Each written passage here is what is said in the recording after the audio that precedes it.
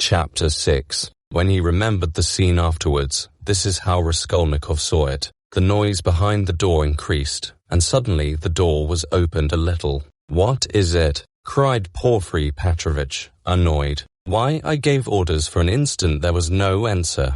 But it was evident that there were several persons at the door, and that they were apparently pushing somebody back. "What is it?" Porfiry Petrovitch repeated, uneasily. "The prisoner Nikolai has been brought," someone answered. "He is not wanted. Take him away. Let him wait. What's he doing here? How irregular," cried Porfiry, rushing to the door. But he began the same voice, and suddenly ceased. 2 seconds, not more, were spent in actual struggle. Then someone gave a violent shove, and then a man, very pale, strode into the room. This man's appearance was at first sight very strange. He stared straight before him, as though seeing nothing. There was a determined gleam in his eyes. At the same time there was a deathly pallor in his face, as though he were being led to the scaffold. His white lips were faintly twitching. He was dressed like a workman and was of medium height, very young, slim, his hair cut in round crop, with thin spare features.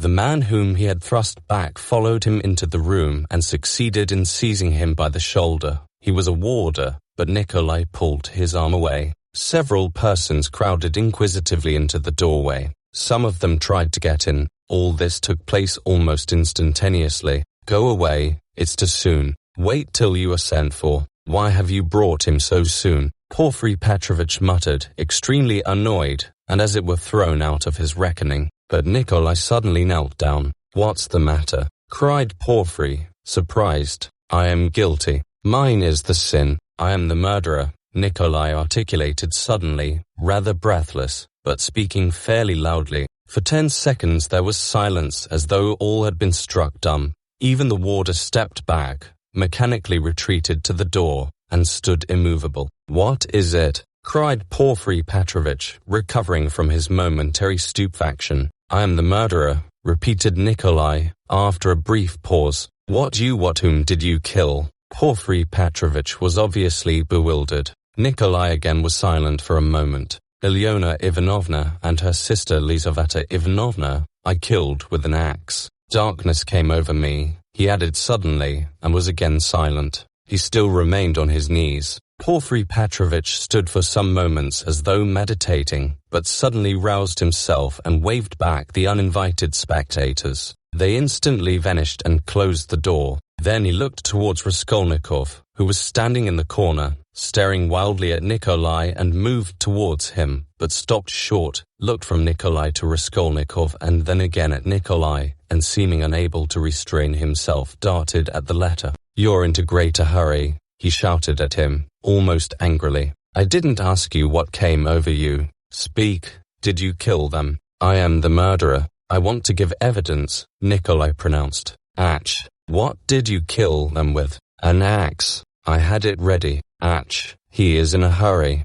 "Alone?" Nikolai did not understand the question. "Did you do it alone?" "Yes, alone. And Mitka is not guilty and had no share in it." "Don't be in a hurry about Mitka." "Ach, how was it you ran downstairs like that at the time? The porters met you both." "It was to put them off the scent I ran after Mitka," Nikolai replied hurriedly, as though he had prepared the answer. "I knew it," cried Porfiry, with vexation. "It's not his own tale he is telling," he muttered as though to himself, and suddenly his eyes rested on Raskolnikov again. He was apparently so taken up with Nikolai that for a moment he had forgotten Raskolnikov. He was a little taken aback. "My dear Rodion Romanovich, excuse me." He flew up to him. "This won't do. I'm afraid you must go. It's no good your staying. I will, you see. What a surprise. Goodbye." And taking him by the arm, he showed him to the door. "I suppose you didn't expect it," said Raskolnikov, who, though he had not yet fully grasped the situation, had regained his courage. "You did not expect it either, my friend. See how your hand is trembling." "He, you're trembling, too, Porfiry Petrovitch." "Yes, I am. I didn't expect it." They were already at the door. Porfiry was impatient for Raskolnikov to be gone. "And your little surprise, aren't you going to show it to me?" Raskolnikov said, sarcastically. "Why?" His teeth are chattering as he asks. "You are an ironical person." Come, till we meet. I believe we can say goodbye. That's in God's hands, muttered Porfiry, with an unnatural smile. As he walked through the office, Raskolnikov noticed that many people were looking at him. Among them he saw the two porters from the house, whom he had invited that night to the police station. They stood there waiting, but he was no sooner on the stairs than he heard the voice of Porfiry Petrovitch behind him. Turning round, he saw the latter running after him, out of breath. One word, Rodion Romanovich. As to all the rest, it's in God's hands. But as a matter of form, there are some questions I shall have to ask you, so we shall meet again, shan't we? And Porfiry stood still, facing him with a smile. Shan't we? He added again. He seemed to want to say something more, but could not speak out. You must forgive me, Porfiry Petrovitch, for what has just passed. I lost my temper, began Raskolnikov, who had so far regained his courage that he felt irresistibly inclined to display his coolness. Don't mention it, Porfiry replied, almost gleefully. I myself, do I have a wicked temper? I admit it, but we shall meet again. If it's God's will, we may see a great deal of one another, and we'll get to know each other through and through, added Raskolnikov. Yes, know each other through and through, assented Porfiry Petrovitch, and he screwed up his eyes, looking earnestly at Raskolnikov. Now you're going to a birthday party, to a funeral. Of course, the funeral. Take care of yourself, and get well. I don't know what to wish you, said Raskolnikov, who had begun to descend the stairs, but looked back again. I should like to wish you success, but your office is such a comical one. Why comical? Porfiry Petrovitch had turned to go, but he seemed to prick up his ears at this. Why, how you must have been torturing and harassing that poor Nikolai psychologically, after your fashion, till he confessed. You must have been at him day and night, proving to him that he was the murderer, and now that he has confessed, you'll begin vivisecting him again. You are lying, you'll say. You are not the murderer. You can't be. It's not your own tale you are telling. You must admit it's a comical business. He. You noticed then that I said to Nikolai just now that it was not his own tale he was telling. How could I help noticing it? He. You are quick-witted. You notice everything. You've really a playful mind, and you always fasten on the comic side. He. They say that was the marked characteristic of Gogol among the writers. Yes, of Gogol. I shall look forward to meeting you. So shall I. Raskolnikov walked straight home. He was so muddled and bewildered that on getting home he sat for a quarter of an hour on the sofa, trying to collect his thoughts. He did not attempt to think about Nikolai.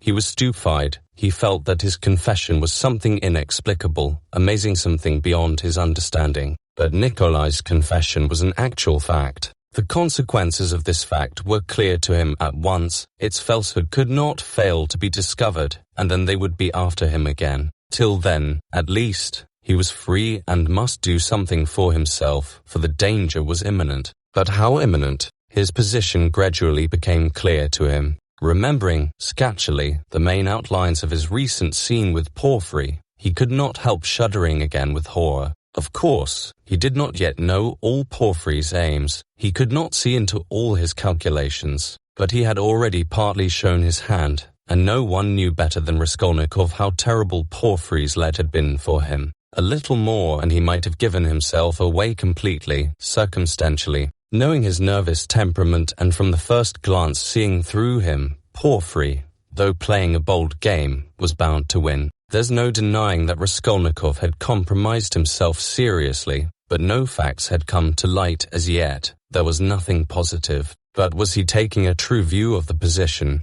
Wasn't he mistaken? What had Porfiry been trying to get at? Had he really some surprise prepared for him? And what was it? Had he really been expecting something or not? How would they have parted if it had not been for the unexpected appearance of Nikolai? Porfiry had shown almost all his cards off course. He had risked something in showing them, and if he had really had anything up his sleeve, Raskolnikov reflected, he would have shown that, too. What was that surprise? Was it a joke? Had it meant anything? Could it have concealed anything like a fact, a piece of positive evidence? His yesterday's visitor, what had become of him? Where was he today? If Porfiry really had any evidence, it must be connected with him. He sat on the sofa with his elbows on his knees and his face hidden in his hands. He was still shivering nervously. At last he got up, took his cap, thought a minute, and went to the door. He had a sort of presentiment that for today, at least,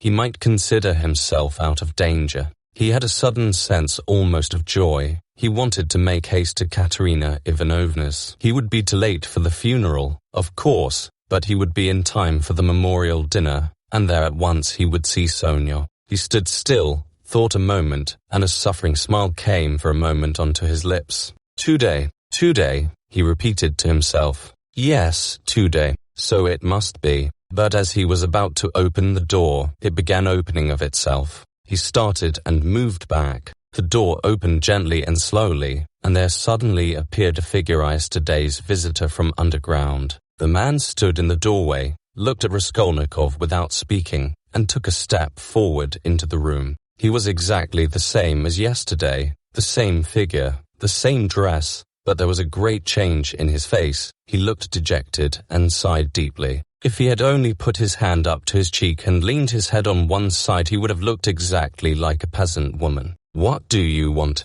asked Raskolnikov, numb with terror. The man was still silent, but suddenly he bowed down almost to the ground, touching it with his finger. "What is it?" cried Raskolnikov. "I have sinned," the man articulated softly. "How?" "By evil thoughts." They looked at one another. "I was vexed. When you came, perhaps in drink, and bade the porters go to the police station and asked about the blood, I was vexed that they let you go and took you for drunken. I was so vexed that I lost my sleep. And remembering the address, we came here yesterday and asked for you." "Who came?" Raskolnikov interrupted, instantly beginning to recollect. "I did. I've wronged you. Then you come from that house. I was standing at the gate with them, don't you remember? We have carried on our trade in that house for years past. We cure and prepare hides. We take work home. Most of all, I was vexed. And the whole scene of the day before yesterday in the gateway came clearly before Raskolnikov's mind. He recollected that there had been several people there besides the porters, women among them.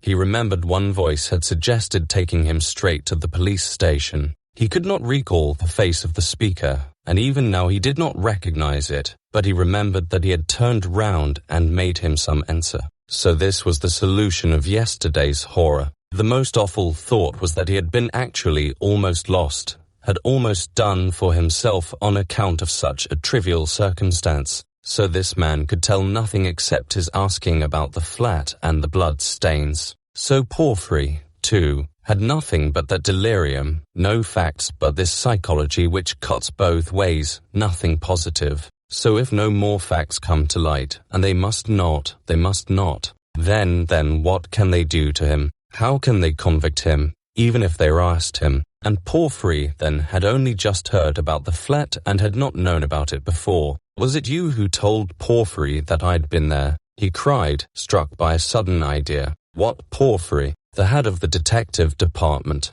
"Yes. The porters did not go there, but I went. Today. I got there 2 minutes before you. And I heard it all, how he worried you. Where? What? When? Why? In the next room. I was sitting there all the time. What? Why? Then you were the surprise. But how could it happen? Upon my word. I saw that the porters did not want to do what I said," began the man. "For it's too late," said they, "and maybe he'll be angry that we did not come at the time. I was vexed and I lost my sleep, and I began making inquiries. And finding out yesterday where to go, I went today. The first time I went he wasn't there. When I came an hour later he couldn't see me. I went the third time, and they showed me in. I informed him of everything, just as it happened, and he began skipping about the room and punching himself on the chest. What do you scoundrels mean by it? If I'd known about it I should have arrested him. Then he ran out, called somebody and began talking to him in the corner. Then he turned to me, scolding and questioning me. He scolded me a great deal, and I told him everything. And I told him that you didn't dare to say a word in answer to me yesterday, and that you didn't recognize me. And he fell to running about again and kept hitting himself on the chest, and getting angry and running about. And when you were announced he told me to go into the next room. "Sit there a bit," he said. "Don't move, whatever you may hear. and he set a chair there for me and locked me in. Perhaps, he said, I may call you. And when Nikolai'd been brought, he let me out as soon as you were gone. I shall send for you again and question you, he said. And did he question Nikolai while you were there? He got rid of me as he did of you, before he spoke to Nikolai. The man stood still, and again suddenly bowed down, touching the ground with his finger. Forgive me for my evil thoughts, and my slander. May God forgive you, answered Raskolnikov, and as he said this, the man bowed down again, but not to the ground, turned slowly and went out of the room. It all cuts both ways. Now it all cuts both ways, repeated Raskolnikov, and he went out more confident than ever. Now we'll make a fight for it, he said, with a malicious smile, as he went down the stairs. His malice was aimed at himself. With shame and contempt he recollected his cowardice. Part 5, Chapter 1. The morning that followed the fateful interview with Downier and her mother brought sobering influences to bear on Pyotr Petrovitch. Intensely unpleasant as it was, he was forced little by little to accept as a fact beyond recall what had seemed to him only the day before fantastic and incredible. The black snake of wounded vanity had been gnawing at his heart all night. When he got out of bed, Pyotr Petrovitch immediately looked in the looking-glass. He was afraid that he had jaundice. However, his health seemed unimpaired so far, and looking at his noble, clear-skinned countenance which had grown fattish of late, Pyotr Petrovitch for an instant was positively comforted in the conviction that he would find another bride and, perhaps, even a better one. But coming back to the sense of his present position, he turned aside and spat vigorously, which excited a sarcastic smile in Andrei Semyonovitch Lebeziatnikov, the young friend with whom he was staying. That smile Pyotr Petrovitch noticed, and at once set it down against his young friend's account. He had set down a good many points against him of late. His anger was redoubled when he reflected that he ought not to have told Andrei Semyonovitch about the result of yesterday's interview. That was the second mistake he had made in temper, through impulsiveness and irritability. Moreover, all that morning one unpleasantness followed another. He even found a hitch awaiting him in his legal case in the Senate. He was particularly irritated by the owner of the flat which had been taken in view of his approaching marriage and was being redecorated at his own expense. The owner, a rich German tradesman, would not entertain the idea of breaking the contract which had just been signed and insisted on the full forfeit money,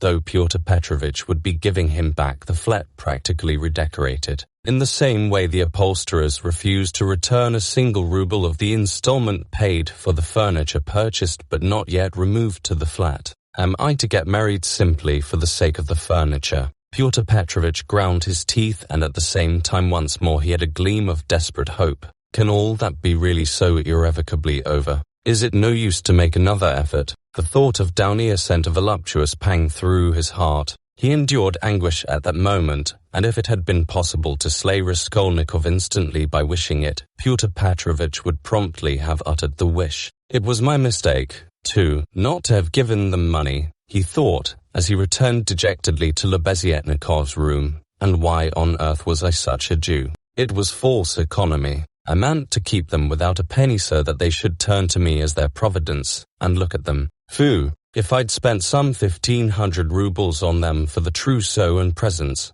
on knickknacks, dressing cases, jewellery, materials, and all that sort of trash from Knops and the English shop, my position would have been better and stronger. They could not have refused me so easily. They're the sort of people that would feel bound to return money and presents if they broke it off, and they would find it hard to do it, and their conscience would prick them. How can we dismiss a man who has hitherto been so generous and delicate? I've made a blunder. And grinding his teeth again, Pyotr Petrovitch called himself a fool, but not aloud, of course. He returned home, twice as irritated and angry as before. The preparations for the funeral dinner at Katerina Ivanovna's excited his curiosity as he passed. He had heard about it the day before. He fancied, indeed, that he had been invited, but absorbed in his own cares he had paid no attention. Inquiring of Madame Lipovixel, who was busy laying the table while Katerina Ivanovna was away at the cemetery,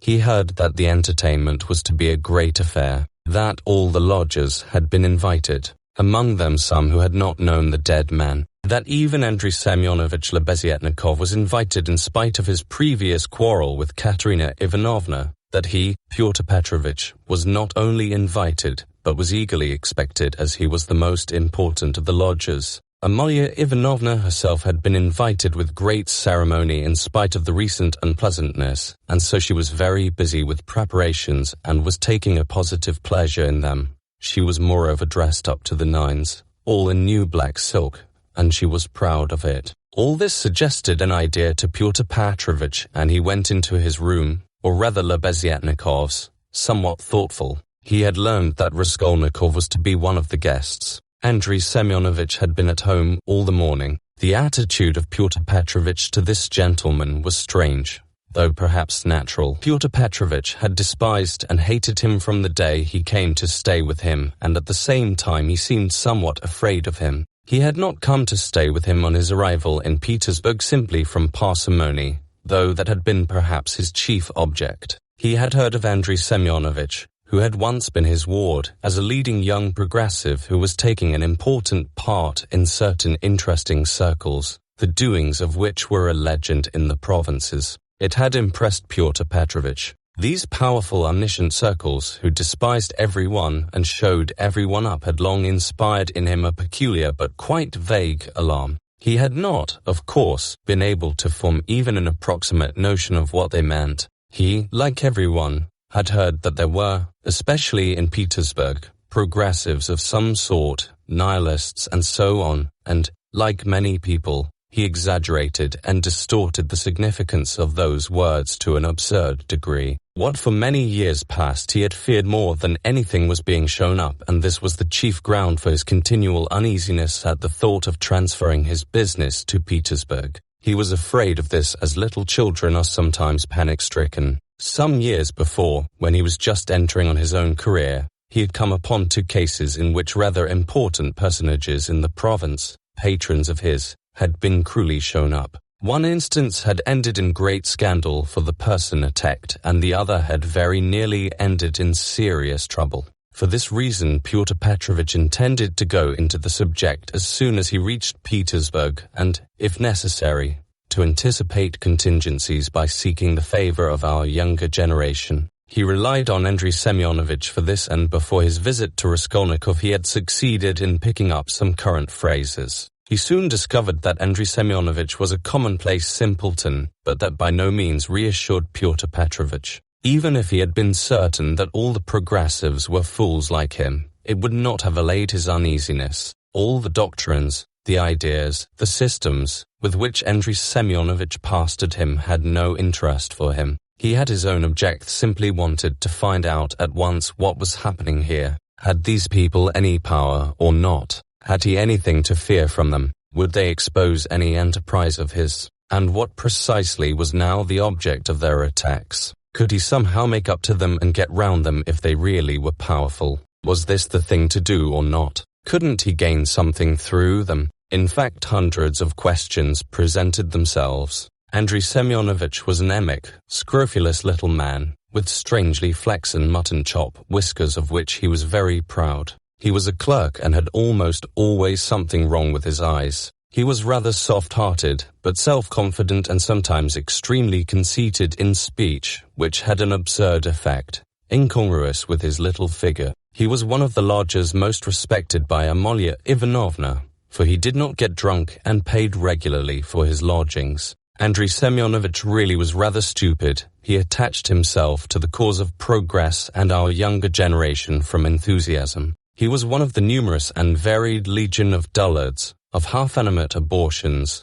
conceited, half-educated coxcombs, who attach themselves to the idea most in fashion only to vulgarize it and to caricature every cause they serve, however sincerely. Though Lebeziatnikov was so good-natured, he, too, was beginning to dislike Pyotr Petrovich. This happened on both sides unconsciously. However simple Andrei Semyonovich might be, he began to see that Pyotr Petrovich was duping him and secretly despising him, and that he was not the right sort of man. He had tried expounding to him the system of Fourier and the Darwinian theory, but of late Pyotr Petrovich began to listen to sarcastically and even to be rude. The fact was he had begun instinctively to guess that Lebeziatnikov was not merely a commonplace simpleton, but, perhaps, a liar, too, and that he had no connections of any consequence even in his own circle, but had simply picked things up third-hand, and that very likely he did not even know much about his own work of propaganda, for he was into great muddle.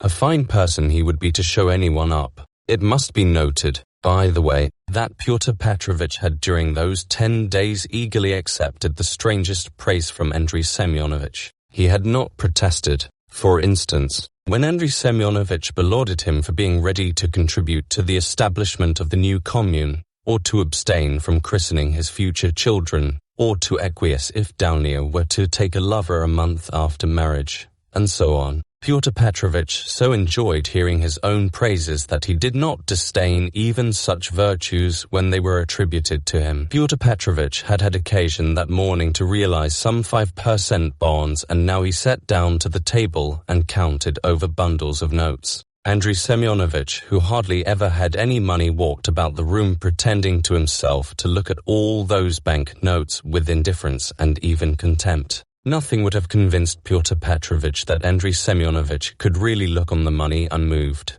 and the latter, on his side, kept thinking bitterly that Pyotr Petrovitch was capable of entertaining such an idea about him and was, perhaps, glad of the opportunity of teasing his young friend by reminding him of his inferiority and the great difference between them. He found him incredibly inattentive and irritable, though he, Andrei Semyonovitch, began enlarging on his favorite subject, the foundation of a new special commune. The brief remarks that dropped from Pyotr Petrovitch between the clicking of the beads on the reckoning frame betrayed unmistakable and discourteous irony. But the humane Andrei Semyonovitch ascribed Pyotr Petrovitch's ill humor to his recent breach with Daunia, and he was burning with impatience to discourse on that theme. He had something progressive to say on the subject which might console his worthy friend, and could not fail to promote his development. There is some sort of festivity being prepared at the widow's, isn't there? Pyotr Petrovitch asked suddenly, interrupting Andrei Semyonovitch at the most interesting passage.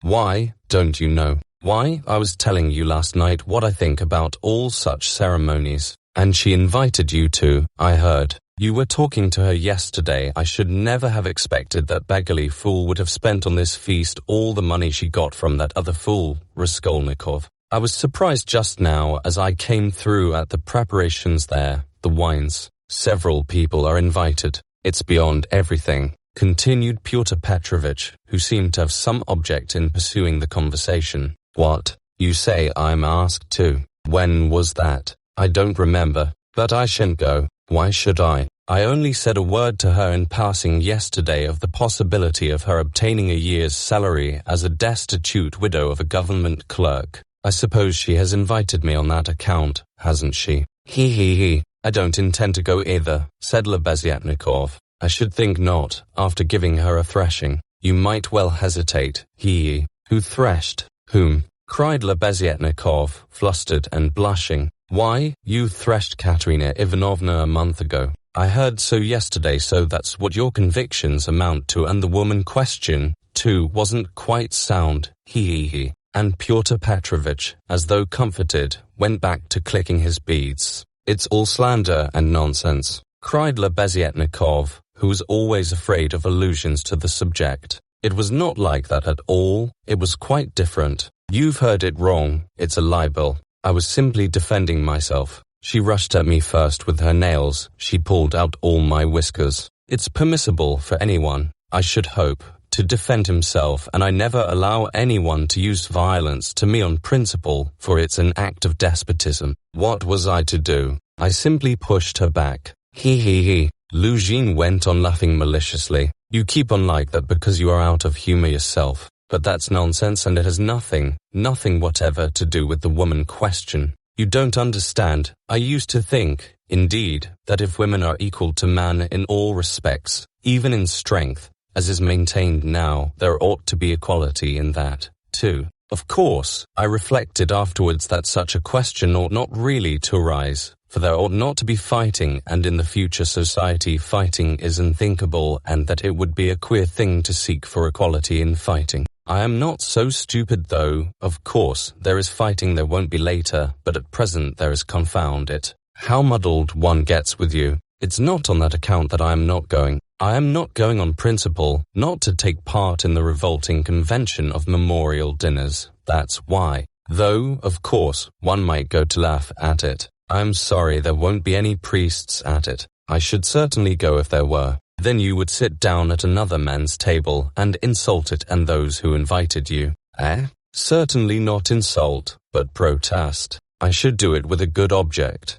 I might indirectly assist the cause of enlightenment and propaganda. It's a duty of every man to work for enlightenment and propaganda, and the more harshly, perhaps, the better. I might drop a seed, an idea, and something might grow up from that seed. How should I be insulting them? They might be offended at first, but afterwards they'd see I'd done them a service. You know, Terebieva, who is in the community now, was blamed because when she left her family and devoted herself, she wrote to her father and mother that she wouldn't go on living conventionally and was entering on a free marriage, and it was said that that was too harsh, that she might have spared them and have written more kindly. I think that's all nonsense, and there's no need of softness. On the contrary, what's wanted is protest. Varens had been married 7 years. She abandoned her to children. She told her husband straight out in a letter, I have realized that I cannot be happy with you. I can never forgive you that you have deceived me by concealing from me that there is another organization of society by means of the communities.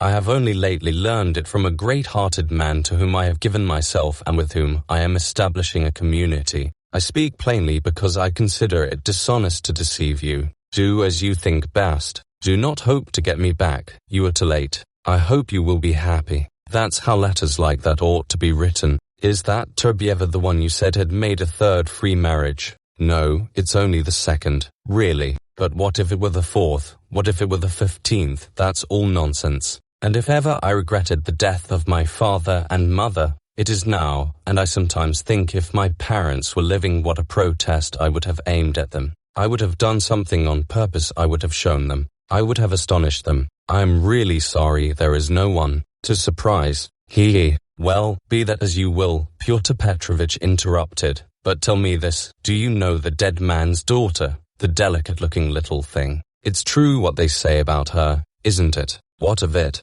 I think, that is, it is my own personal conviction that this is the normal condition of women. Why not? I mean, distinguence. In our present society it is not altogether normal, because it is compulsory, but in the future society it will be perfectly normal, because it will be voluntary. Even as it is, she was quite right. She was suffering, and that was her asset, so to speak, her capital which she had a perfect right to dispose of. Of course, in the future society there will be no need of assets, but her part will have another significance, rational and in harmony with her environment. As to Sofya Semyonovna personally, I regard her action as a vigorous protest against the organization of society, and I respect her deeply for it. I rejoice indeed when I look at her. I was told that you got her turned out of these lodgings. Lebeziatnikov was enraged. That's another slander, he yelled. It was not so at all. That was all Katerina Ivanovna's invention, for she did not understand.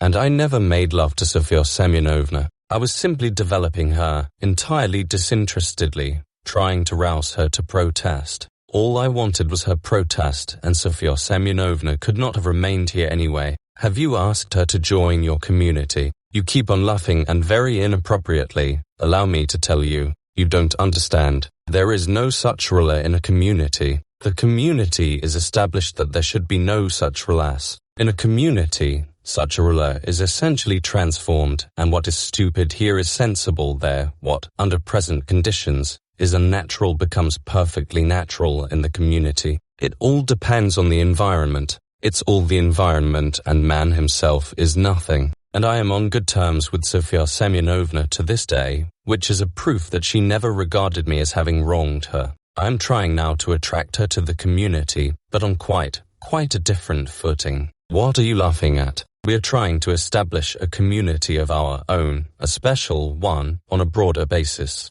We have gone further in our convictions. We reject more. And meanwhile I'm still developing Sofya Semyonovna. She has a beautiful, beautiful character, and you take advantage of her fine character.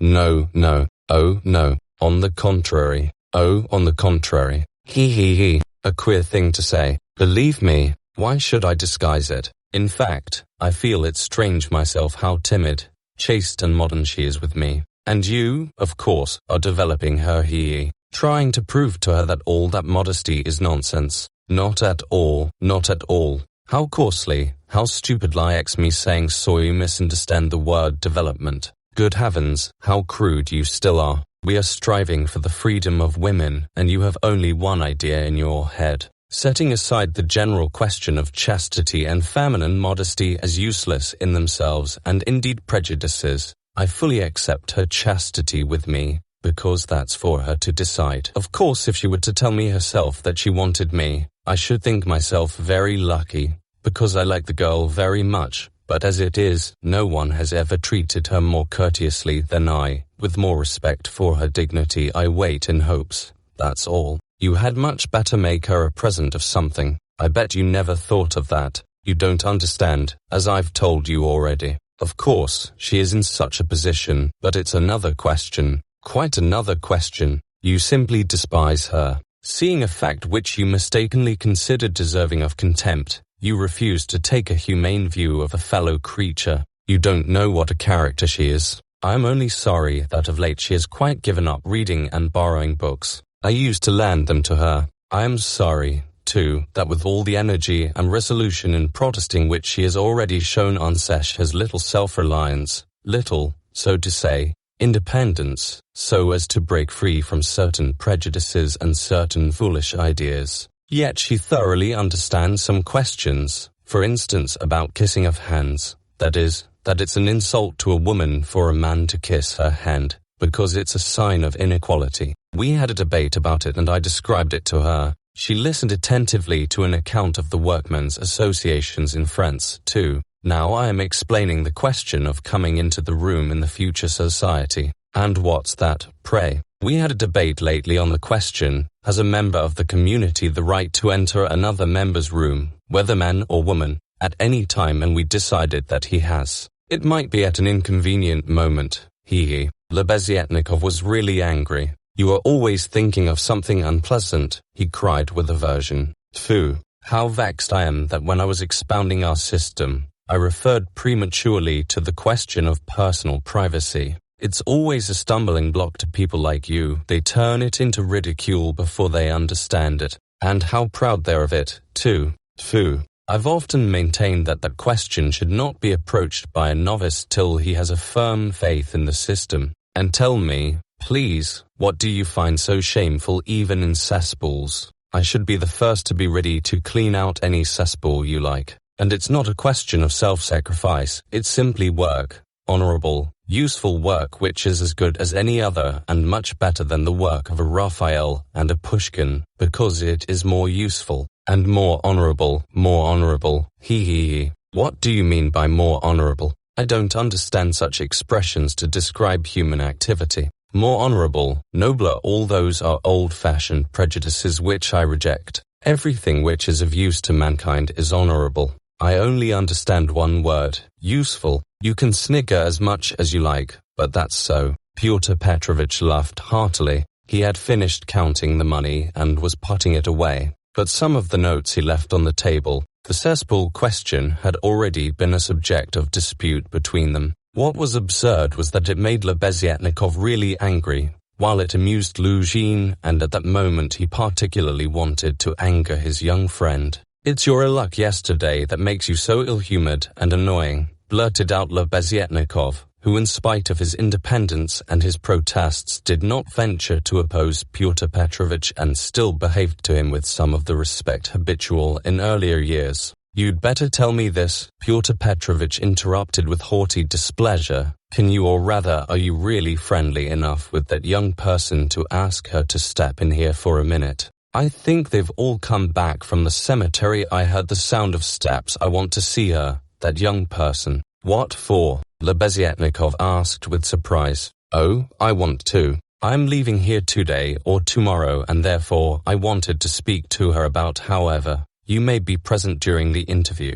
It's better you should be, indeed, for there's no knowing what you might imagine. I shan't imagine anything. I only asked, and if you've anything to say to her, nothing is easier than to call her in. I'll go directly and you may be sure I won't be in your way. 5 minutes later Lebeziatnikov came in with Sonia. She came in very much surprised and overcome with shyness as usual. She was always shy in such circumstances and was always afraid of new people. She had been as a child and was even more so now. Pyotr Petrovitch met her politely and affably, but with a certain shade of bantering familiarity which in his opinion was suitable for a man of his respectability and weight in dealing with a creature so young and so interesting as she. He hastened to reassure her and made her sit down facing him at the table. Sonia sat down, looked about her at Lebeziatnikov, at the notes lying on the table and then again at Pyotr Petrovitch, and her eyes remained riveted on him. Lebeziatnikov was moving to the door. Pyotr Petrovitch signed to Sonia to remain seated and stopped Lebeziatnikov. Is Raskolnikov in there? Has he come? He asked him in a whisper. Raskolnikov? Yes. Why? Yes, he is there. I saw him just come in. Why? Well, I particularly beg you to remain here with us and not to leave me alone with this young woman. I only want a few words with her, but God knows what they may make of it. I shouldn't like Raskolnikov to repeat anything. You understand what I mean? I understand. Lebeziatnikov saw the point. Yes, you are right. Of course, I am convinced personally that you have no reason to be uneasy, but still, you are right. Certainly I'll stay. I'll stand here at the window and not be in your way. I think you are right. Pyotr Petrovitch returned to the sofa, sat down opposite Sonia, looked attentively at her and assumed an extremely dignified, even severe expression, as much as to say, "Don't you make any mistake, madam." Sonia was overwhelmed with embarrassment. In the first place, Sofya Semyonovna, will you make my excuses to your respected mamma? That's right, isn't it? Katerina Ivanovna stands in the place of a mother to you. Pyotr Petrovitch began with great dignity, though affably. It was evident that his intentions were friendly. Quite so, yes, the place of a mother, Sonia answered, timidly and hurriedly. Then will you make my apologies to her? Through inevitable circumstances I am forced to be absent and shall not be at the dinner in spite of your mamma's kind invitation. Yes, I'll tell her at once. And Sonia hastily jumped up from her seat. Wait, that's not all. Pyotr Petrovitch detained her, smiling at her simplicity and ignorance of good manners. And you know me little, my dear Sofya Semyonovna. If you suppose I would have ventured to trouble a person like you for a matter of so little consequence affecting myself only, I have another object. Sonia sat down hurriedly. Her eyes rested again for an instant on the grey and rainbow-coloured notes that remained on the table, but she quickly looked away and fixed her eyes on Pyotr Petrovitch. She felt it horribly indecorous, especially for her, to look at another person's money. She stared at the gold eyeglass which Pyotr Petrovitch held in his left hand and at the massive and extremely handsome ring with the yellow stone on his middle finger. But suddenly she looked away and, not knowing where to turn, ended by staring Pyotr Petrovitch again straight in the face. After a pause of still greater dignity he continued, I chanced yesterday in passing to exchange a couple of words with Katerina Ivanovna. Poor woman. That was sufficient to enable me to ascertain that she is in a position preternatural, if one may so express it. Yes, preternatural, Sonia hurriedly assented. Or it would be simpler and more comprehensible to say, ill. Yes, simpler and more yes, ill. Quite so. So then, from a feeling of humanity and so to speak compassion, I should be glad to be of service to her in any way, foreseeing her unfortunate position. I believe the whole of this poverty-stricken family depends now entirely on you. Allow me to ask. Sonia rose to her feet. Did you say something to her yesterday of the possibility of a pension? Because she told me you had undertaken to get her one. Was that true? Not in the slightest, and indeed it's an absurdity. I merely hinted at her obtaining temporary assistance as the widow of an official who had died in the service. If only she is patronage, but apparently your late parent had not served his full term and had not indeed been in the service at all of late. In fact, if there could be any hope, it would be very ephemeral. because there would be no claim for assistance in that case, far from it. And she is dreaming of a pension already. He. A go-ahead lady. Yes, she is, for she is credulous and good-hearted, and she believes everything from the goodness of her heart, and she is like that. Yes, you must excuse her, said Sonia, and again she got up to go. But you haven't heard what I have to say. No, I haven't heard, muttered Sonia. Then sit down. She was terribly confused. She sat down again a third time. Seeing her position with her unfortunate little ones, I should be glad, as I have said before, so far as lies in my power, to be of service, that is, so far as is in my power, not more. One might, for instance, get up a subscription for her, or a lottery, something of the sort, such as is always arranged in such cases by friends or even outsiders desirous of assisting people. It was of that I intended to speak to you. It might be done. Yes, God will repay you for it, faltered Sonia, gazing intently at Pyotr Petrovitch. It might be, but we will talk of it later. We might begin it today. We will talk it over this evening and lay the foundation, so to speak.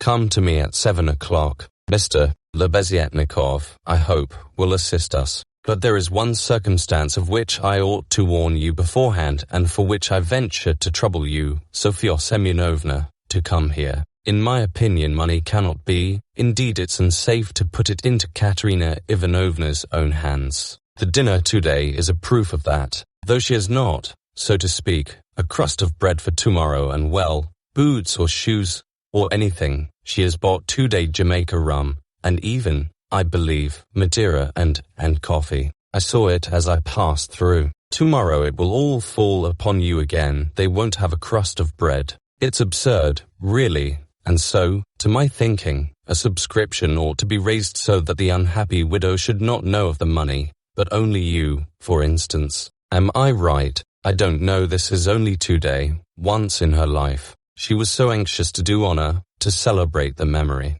And she is very sensible, but just as you think, and I shall be very they will all be, and God will reward. And the orphans. Sonia burst into tears. Very well, then, keep it in mind. And now will you accept for the benefit of your relation the small sum that I'm able to spare, from me personally? I am very anxious that my name should not be mentioned in connection with it. Here, having so to speak anxieties of my own, I cannot do more. And Pyotr Petrovitch held out to Sonia a 10-ruble note carefully unfolded. Sonia took it, flushed crimson, jumped up, muttered something and began taking leave. Pyotr Petrovitch accompanied her ceremoniously to the door. She got out of the room at last, agitated and distressed, and returned to Katerina Ivanovna, overwhelmed with confusion. All this time Lebeziatnikov had stood at the window or walked about the room, anxious not to interrupt the conversation. When Sonia had gone, he walked up to Pyotr Petrovitch and solemnly held out his hand. I heard and saw everything, he said,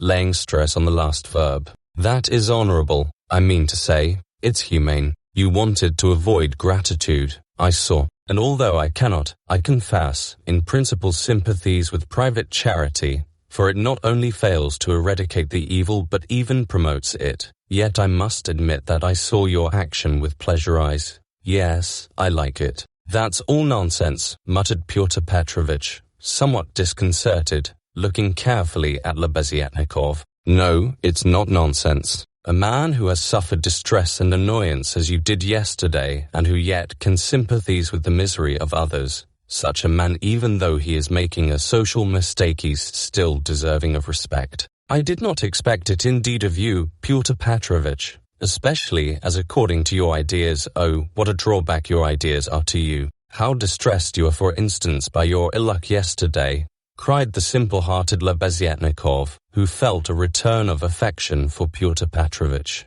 And what do you want with marriage, with legal marriage, my dear, noble Pyotr Petrovitch? Why do you cling to this legality of marriage? Well, you may beat me if you like, but I'm glad, positively glad it hasn't come off, that you are free, that you are not quite lost for humanity. You see, I've spoken my mind. Because I don't want in your free marriage to be made a fool of and to bring up another man's children. That's why I want legal marriage, Luzhin replied in order to make some answer. He seemed preoccupied by something. Children, You referred to children. Lebeziatnikov started off like a war horse at the trumpet call. Children are a social question and a question of first importance. I agree, but the question of children has another solution. Some refuse to have children altogether because they suggest the institution of the family. We'll speak of children later, but now as to the question of honor, I confess that's my weak point. That horrid, military, Pushkin expression is unthinkable in the dictionary of the future. What does it mean indeed?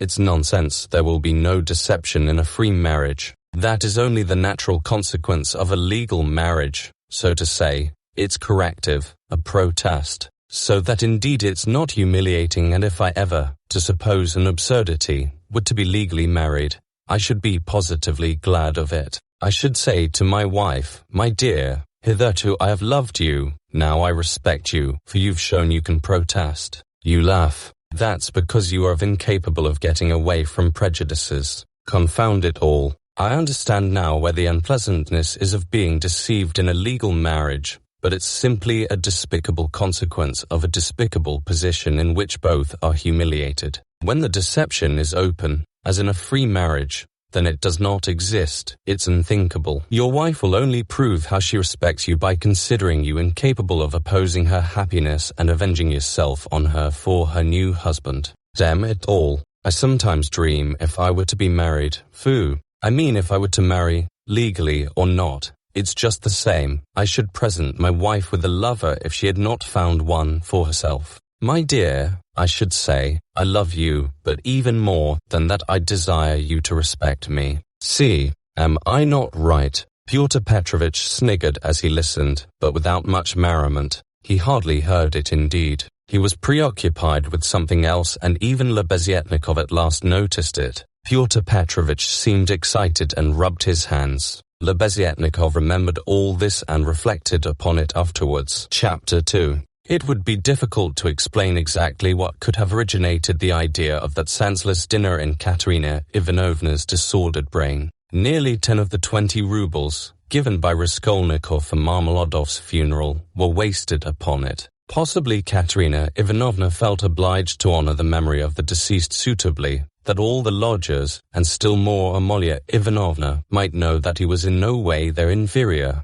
and perhaps very much their superior, and that no one had the right to turn up his nose at him. Perhaps the chief element was that peculiar poor man's pride, which compels many poor people to spend their last savings on some traditional social ceremony, simply in order to do like other people, and not to be looked down upon. It is very probable, too, that Katerina Ivanovna longed on this occasion, at the moment when she seemed to be abandoned by everyone, to show those wretched contemptible lodgers that she knew how to do things, how to entertain, and that she had been brought up in a genteel, she might almost say aristocratic colonel's family, and had not been meant for sweeping floors and washing the children's rags at night. Even the poorest and most broken-spirited people are sometimes liable to these paroxysms of pride and vanity which take the form of an irresistible nervous craving. And Katerina Ivanovna was not broken-spirited. She might have been killed by circumstance, but her spirit could not have been broken, that is, she could not have been intimidated, her will could not be crushed.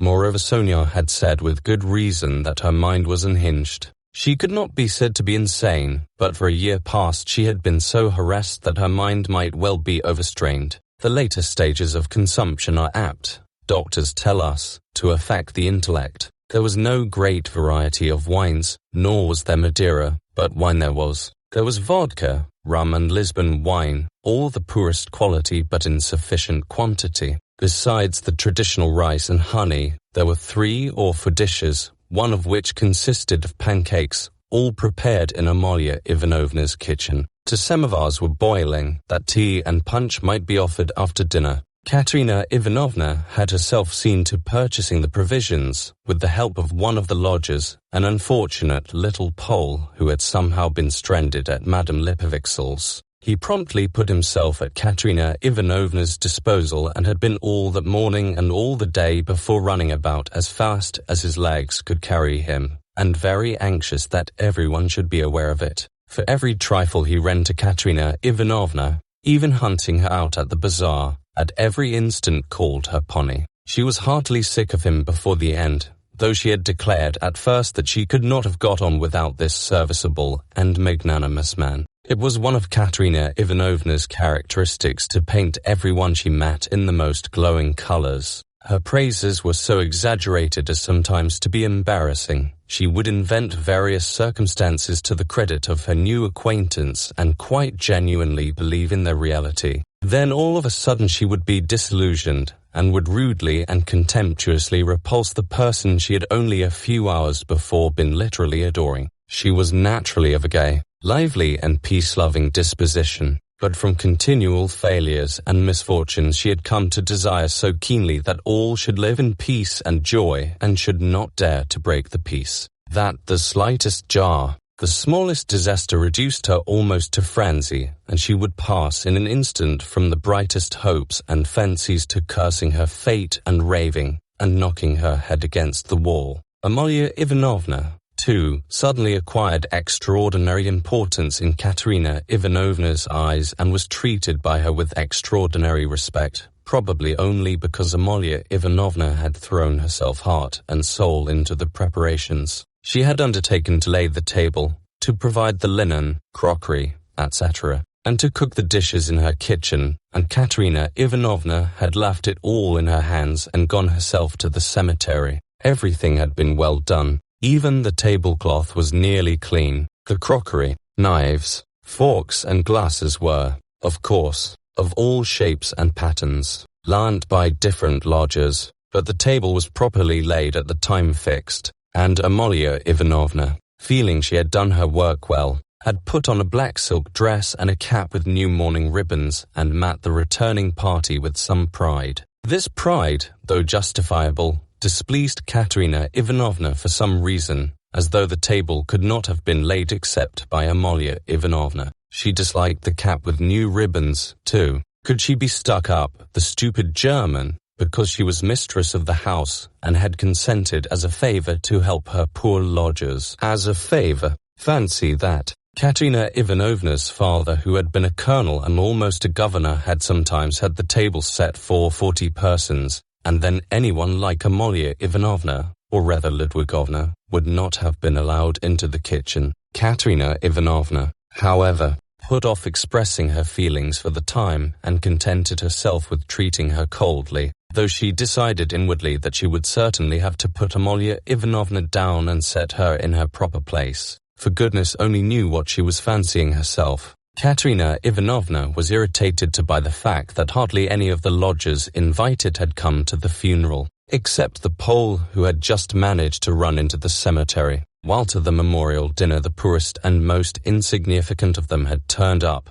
the wretched creatures, many of them not quite sober, the older and more respectable of them all, as if by common consent, stayed away. Pyotr Petrovich Luzhin, for instance, who might be said to be the most respectable of all the lodgers, did not appear, though Katerina Ivanovna had the evening before told all the world, that is Amalia Ivanovna, Kalenka, Sonia and the Pole, that he was the most generous, noble-hearted man with a large property and vast connections, who had been a friend of her first husband's, and a guest in her father's house, and that he had promised to use all his influence to secure her a considerable pension. It must be noted that when Katerina Ivanovna exalted anyone's connections and fortune, it was without any ulterior motive, quite disinterestedly, for the mere pleasure of adding to the consequence of the person praised. Probably taking his cue from Luzhin, that contemptible wretch Lebeziatnikov had not turned up either.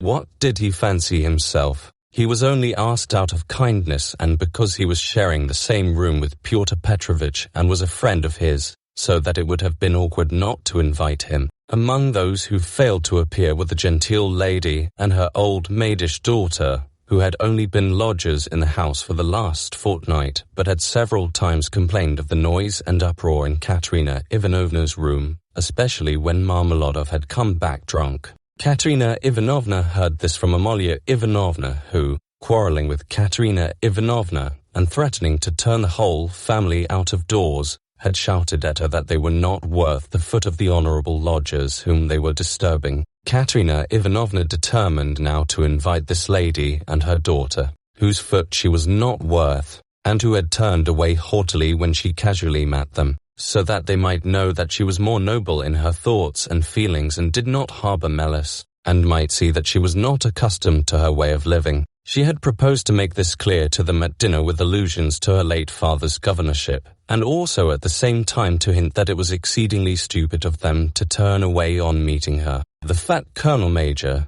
he was really a discharged officer of low rank, was also absent, but it appeared that he had been not himself for the last 2 days. The party consisted of the Pole, a wretched-looking clerk with a spotty face and a greasy coat, who had not a word to say for himself, and smelt abominably, a deaf and almost blind old man who had once been in the post office and who had been from immemorial ages maintained by someone at Amalia Ivanovna's. A retired clerk of the commissariat department came, too. He was drunk, had a loud and most unseemly laugh and only fancy-was without a waistcoat. One of the visitors sat straight down to the table without even greeting Katerina Ivanovna. Finally, one person having no suit appeared in his dressing gown, but this was too much, and the efforts of Amalia Ivanovna and the Pole succeeded in removing him. The Pole brought with him, however, 2 other Poles who did not live at Amalia Ivanovna's and whom no one had seen here before. All this irritated Katerina Ivanovna intensely. For whom had they made all these preparations then? To make room for the visitors, the children had not even been laid for at the table,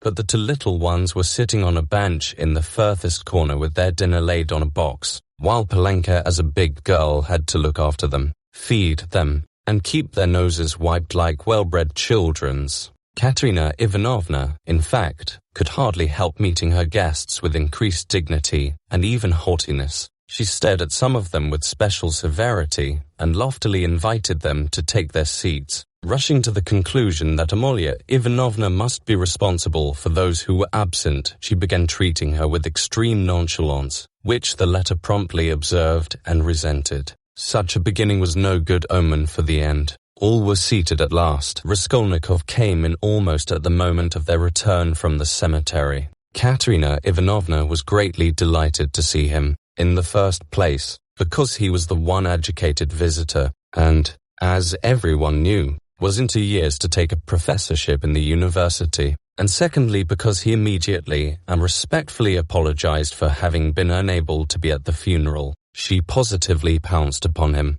and made him sit on her left hand. Amalia Ivanovna was on her right, in spite of her continual anxiety that the dishes should be passed round correctly and that everyone should taste them, in spite of the agonizing cough which interrupted her every minute and seemed to have grown worse during the last few days. She hastened to pour out in a half-whisper to Raskolnikov all her suppressed feelings and her just indignation at the failure of the dinner, interspersing her remarks with lively and uncontrollable laughter at the expense of her visitors and especially of her landlady. "It's all that cuckoo's fault. You know whom I mean. Her. Katerina Ivanovna nodded towards the landlady. "Look at her. She's making round eyes. She feels that we are talking about her and can't understand. Foo, the owl. Ha ha. Cough, cough, cough. And what does she put on that cap for? Cough, cough, cough. Have you noticed that she wants everyone to consider that she is patronizing me and doing me an honor by being here? I asked her like a sensible woman to invite people, especially those who knew my late husband, and look at the set of fools she has brought. The sweeps. Look at that one with the spotty face. And those wretched Poles. Ha ha ha. Cough, cough, cough. Not one of them has ever poked his nose in here. I've never set eyes on them. What have they come here for, I ask you? There they sit in a row. Hey, Pen, she cried suddenly to one of them. Have you tasted the pancakes? Take some more. Have some beer. Won't you have some vodka? Look, he's jumped up and is making his bows. They must be quite starved, poor things. Never mind, let them eat. They don't make a noise, anyway, though I'm really afraid for our landlady's silver spoons, Amalia Ivanovna. She addressed her suddenly, almost aloud. If your spoons should happen to be stolen, I won't be responsible, I warn you. Ha ha ha. She left, turning to Raskolnikov, and again nodding towards the landlady, in high glee at her sally. She didn't understand. She didn't understand again. Look how she sits with her mouth open. An owl, a real owl. An owl in new ribbons. Ha ha ha. Here her laugh turned again to an insufferable fit of coughing that lasted 5 minutes. Drops of perspiration stood out on her forehead and her handkerchief was stained with blood. She showed Raskolnikov the blood in silence, and as soon as she could get her breath, began whispering to him again with extreme animation and a hectic flush on her cheeks. Do you know, I gave her the most delicate instructions, so to speak, for inviting that lady and her daughter. You understand of whom I am speaking. It needed the utmost delicacy, the greatest nicety, but she has managed things so that that fool, that conceited baggage, that provincial nonentity, simply because she is the widow of a major, and has come to try and get a pension and to fray out her skirts in the government offices, because at 50 she paints her face. Everybody knows it. A creature like that did not think fit to come, and has not even answered the invitation, which the most ordinary good manners required. I can't understand why Pyotr Petrovitch has not come. But where's Sonia? Where has she gone? Ah, there she is at last. What is it, Sonia? Where have you been? It's odd that even at your father's funeral you should be so unpunctual. Rodion Romanovich, make room for her beside you. That's your place, Sonia. Take what you like. Have some of the cold entree with jelly, that's the best. They'll bring the pancakes directly. Have they given the children some? Kalenka, have you got everything? Cough, cough, cough. That's all right. Be a good girl, Lida, and Kolya. Don't fidget with your feet. Sit like a little gentleman. What are you saying, Sonia? Sonia hastened to give her Pyotr Petrovitch's apologies, trying to speak loud enough for everyone to hear and carefully choosing the most respectful phrases which she attributed to Pyotr Petrovitch. She added that Pyotr Petrovitch had particularly told her to say that, as soon as he possibly could, he would come immediately to discuss business alone with her and to consider what could be done for her, etc., etc. Sonia knew that this would comfort Katerina Ivanovna, would flatter her and gratify her pride. She sat down beside Raskolnikov. She made him a hurried bow, glancing curiously at him, but for the rest of the time she seemed to avoid looking at him or speaking to him. She seemed absent-minded, though she kept looking at Katerina Ivanovna, trying to please her. Neither she nor Katerina Ivanovna had been able to get mourning. Sonia was wearing dark brown, and Katerina Ivanovna had on her only dress, a dark striped cotton one. The message from Pyotr Petrovitch was very successful. Listening to Sonia with dignity, Katerina Ivanovna inquired with equal dignity how Pyotr Petrovitch was, then at once whispered almost aloud to Raskolnikov that it certainly would have been strange for a man of Pyotr Petrovitch's position and standing to find himself in such extraordinary company, in spite of his devotion to her family and his old friendship with her father. That's why I am so grateful to you, Rodion Romanovich, that you have not disdained my hospitality, even in such surroundings, she added almost aloud. But I'm sure that it was only your special affection for my poor husband that has made you keep your promise. Then once more with pride and dignity she scanned her visitors, and suddenly inquired aloud across the table of the deaf man, wouldn't he have some more meat, and had he been given some wine? The old man made no answer and for a long while could not understand what he was asked, though his neighbors amused themselves by poking and shaking him. He simply gazed about him with his mouth open, which only increased the general mirth.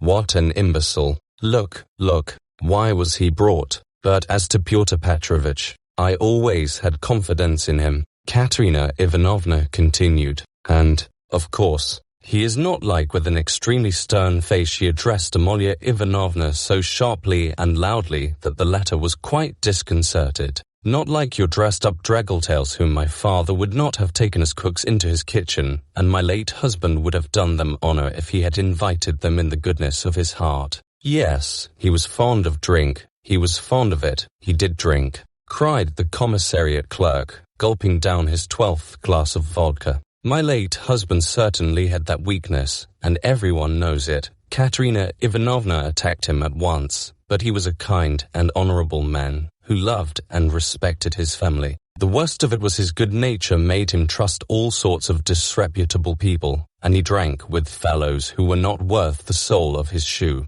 Would you believe it, Rodion Romanovich? They found a gingerbread cock in his pocket. He was dead drunk, but he did not forget the children. A cock? Did you say a cock? Shouted the commissariat clerk. Katerina Ivanovna did not vouchsafe a reply. She sighed, lost in thought. No doubt you think, like everyone, that I was too severe with him, she went on, addressing Raskolnikov. But that's not so. He respected me. He respected me very much. He was a kind-hearted man, and how sorry I was for him sometimes. He would sit in a corner and look at me. I used to feel so sorry for him. I used to want to be kind to him and then would think to myself, be kind to him and he will drink again. It was only by severity that you could keep him within bounds. Yes, he used to get his hair pulled pretty often, roared the commissariat clerk again, swallowing another glass of vodka. Some fools would be the better for a good drubbing, as well as having their hair pulled. I am not talking of my late husband now. Katerina Ivanovna snapped at him.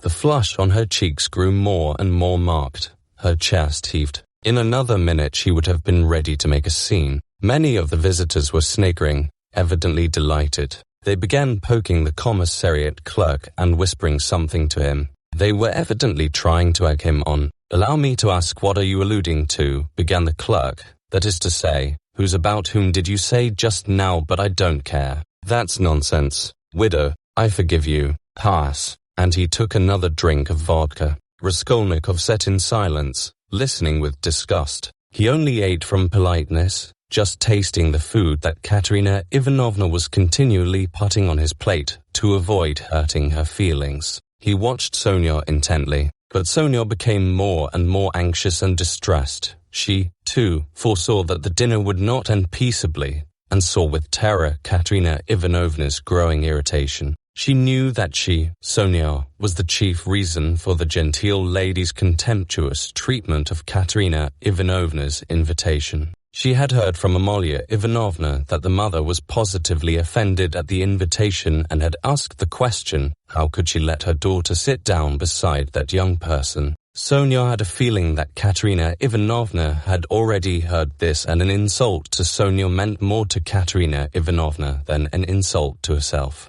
her children, or her father. Sonia knew that Katerina Ivanovna would not be satisfied now, till she had shown those draggle-tails that they were both. To make matters worse, someone passed Sonia, from the other end of the table, a plate with two hearts pierced with an arrow cut out of black bread. Katerina Ivanovna flushed crimson, and at once said aloud across the table that the man who sent it was a drunken ass. Amalia Ivanovna was foreseeing something amiss, and at the same time deeply wounded by Katerina Ivanovna's haughtiness. And to restore the good humor of the company and raise herself in their esteem, she began, apropos of nothing, telling a story about an acquaintance of hers, Karl from the chemist's, who was driving one night in a cab, and that the cabman wanted him to kill, and Karl very much begged him not to kill, and wept and clasped hands, and frightened and from fear pierced his heart. Though Katerina Ivanovna smiled, she observed at once that Amalia Ivanovna ought not to tell anecdotes in Russian. The latter was still more offended,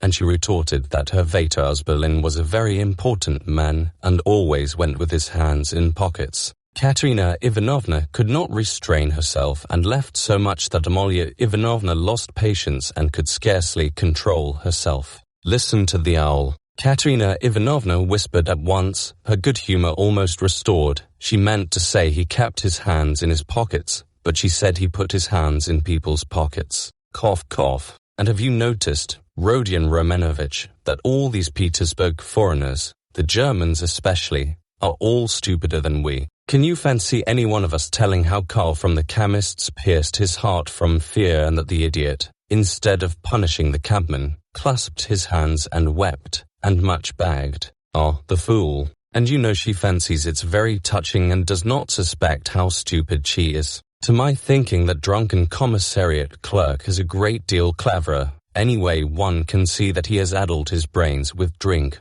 But you know, these foreigners are always so well behaved and serious. Look how she sits glaring. She is angry. Ha ha. Cough, cough, cough. Regaining her good humor, Katerina Ivanovna began at once telling Raskolnikov that when she had obtained her pension, she intended to open a school for the daughters of gentlemen in her native county. This was the first time she had spoken to him of the project, and she launched out into the most alluring details. It suddenly appeared that Katerina Ivanovna had in her hands the very certificate of honor of which Marmeladov had spoken to Raskolnikov in the tavern, when he told him that Katerina Ivanovna, his wife, had danced the shawl dance before the governor and other great personages on leaving school. This certificate of honor was obviously intended now to prove Katerina Ivanovna's right to open a boarding school, but she had armed herself with it chiefly with the object of overwhelming those to stuck-up draggle-tails if they came to the dinner, and proving incontestably that Katerina Ivanovna was of the most noble, she might even say aristocratic family, a colonel's daughter, and was far superior to certain adventuresses who have been so much to the fore of late. The certificate of honor immediately passed into the hands of the drunken guests, and Katerina Ivanovna did not try to retain it,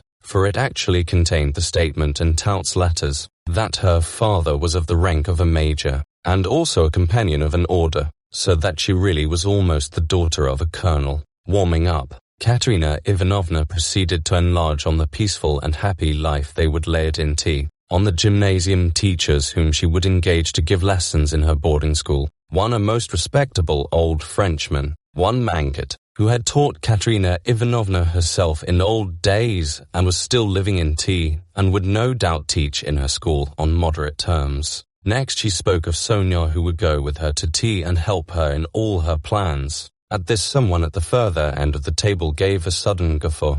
Though Katerina Ivanovna tried to appear to be disdainfully unaware of it, she raised her voice and began at once speaking with conviction of Sonia's undoubted ability to assist her, of her gentleness, patience, devotion, generosity and good education, tapping Sonia on the cheek and kissing her warmly twice. Sonia flushed crimson, and Katerina Ivanovna suddenly burst into tears, immediately observing that she was nervous and silly, that she was too much upset, that it was time to finish, and as the dinner was over, it was time to hand round the tea. At that moment, Amalia Ivanovna, deeply aggrieved at taking no part in the conversation, and not being listened to, made one last effort, and with secret misgivings ventured on an exceedingly deep and weighty observation, that in the future boarding school she would have to pay particular attention to Diewesh, and that there certainly must be a good dame to look after the linen, and secondly that the young ladies must not novels at night read.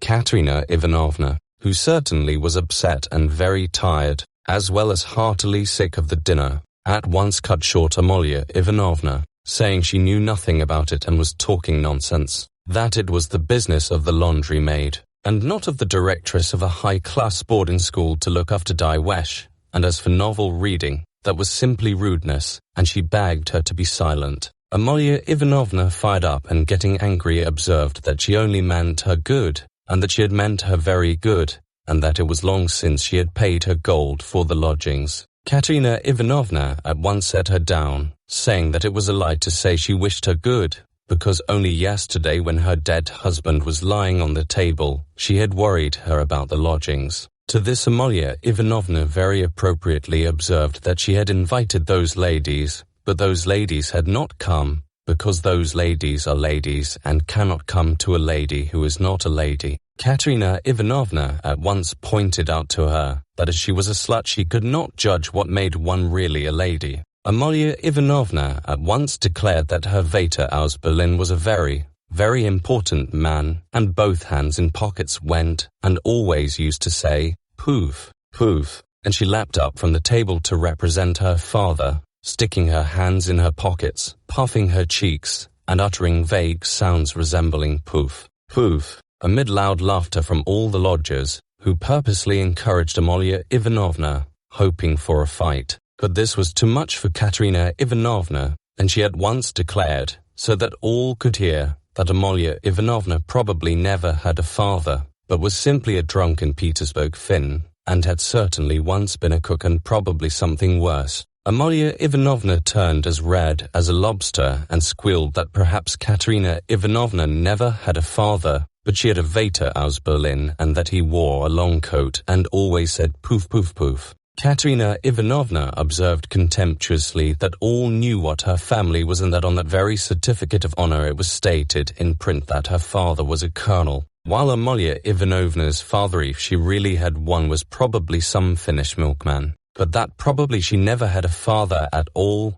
since it was still uncertain whether her name was Amalia Ivanovna or Amalia Ludwigovna. At this Amalia Ivanovna, lashed to fury, struck the table with her fist, and shrieked that she was Amalia Ivanovna, and not Ludwigovna, that her Vater was named Johann and that he was a Burgermeister, and that Katerina Ivanovna's Vater was quite never a Burgermeister. Katerina Ivanovna rose from her chair, and with a stern and apparently calm voice, though she was pale and her chest was heaving, observed that if she dared for one moment to set her contemptible wretch of a father on a level with her papa, she, Katerina Ivanovna, would tear her cap off her head and trample it underfoot. Amalia Ivanovna ran about the room, shouting at the top of her voice that she was mistress of the house and that Katerina Ivanovna should leave the lodgings that minute. Then she rushed for some reason to collect the silver spoons from the table. There was a great outcry and uproar. The children began crying. Sonia ran to restrain Katerina Ivanovna,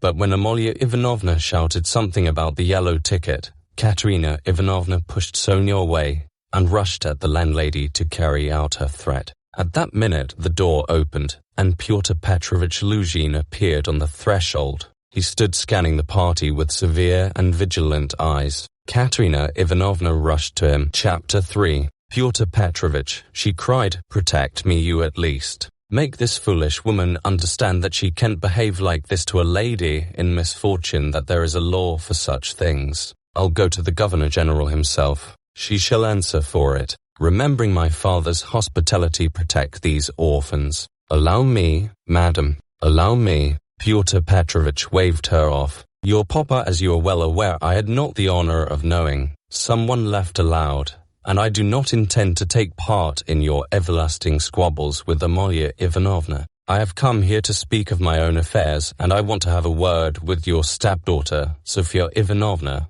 I think it is. Allow me to pass. Pyotr Petrovich, edging by her, went to the opposite corner where Sonia was. Katerina Ivanovna remained standing where she was, as though thunderstruck. She could not understand how Pyotr Petrovich could deny having enjoyed her father's hospitality. Though she had invented it herself, she believed in it firmly by this time. She was struck by the businesslike, dry and even contemptuous menacing tone of Pyotr Petrovich. All the clamour gradually died away at his entrance. Not only was this serious businessman strikingly incongruous with the rest of the party, but it was evident, too, that he had come upon some matter of consequence, that some exceptional cause must have brought him and that therefore something was going to happen. Raskolnikov, standing beside Sonia, moved aside to let him pass. Pyotr Petrovich did not seem to notice him. A minute later Lebeziatnikov, too, appeared in the doorway. He did not come in, but stood still, listening with marked interest,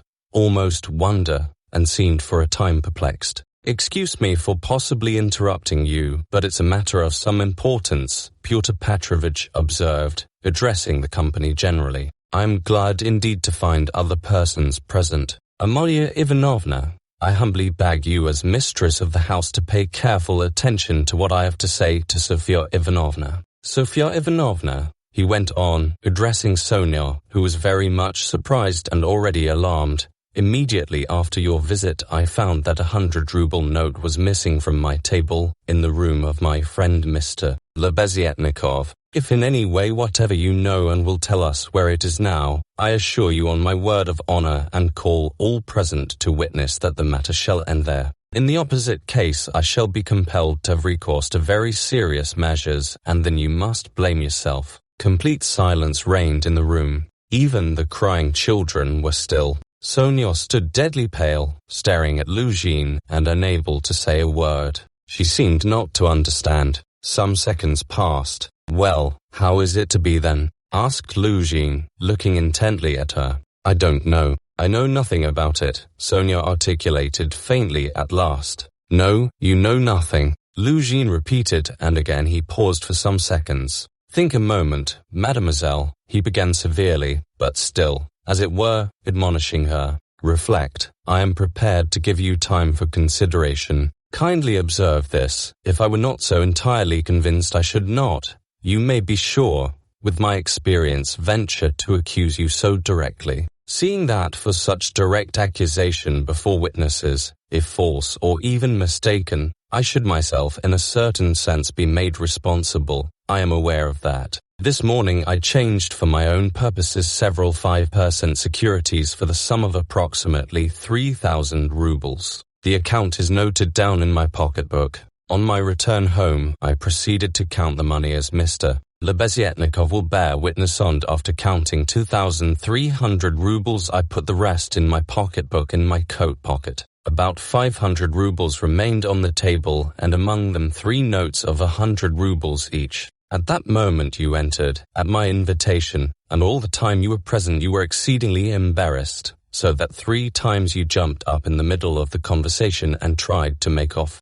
Mr. Lebeziatnikov can bear witness to this. You yourself, mademoiselle, probably will not refuse to confirm my statement that I invited you through Mr. Lebeziatnikov, solely in order to discuss with you the hopeless and destitute position of your relative, Katerina Ivanovna, whose dinner I was unable to attend, and the advisability of getting up something of the nature of a subscription, lottery or the like, for her benefit. You thanked me and even shed tears. I describe all this as it took place, primarily to recall it to your mind, and secondly to show you that not the slightest detail has escaped my recollection. Then I took a 10-ruble note from the table and handed it to you by way of first installment on my part for the benefit of your relative. Mr. Lebeziatnikov saw all this. Then I accompanied you to the jury, being still in the same state of embarrassment, after which, being left alone with Mr. Lebeziatnikov, I talked to him for 10 minutes. Then Mr.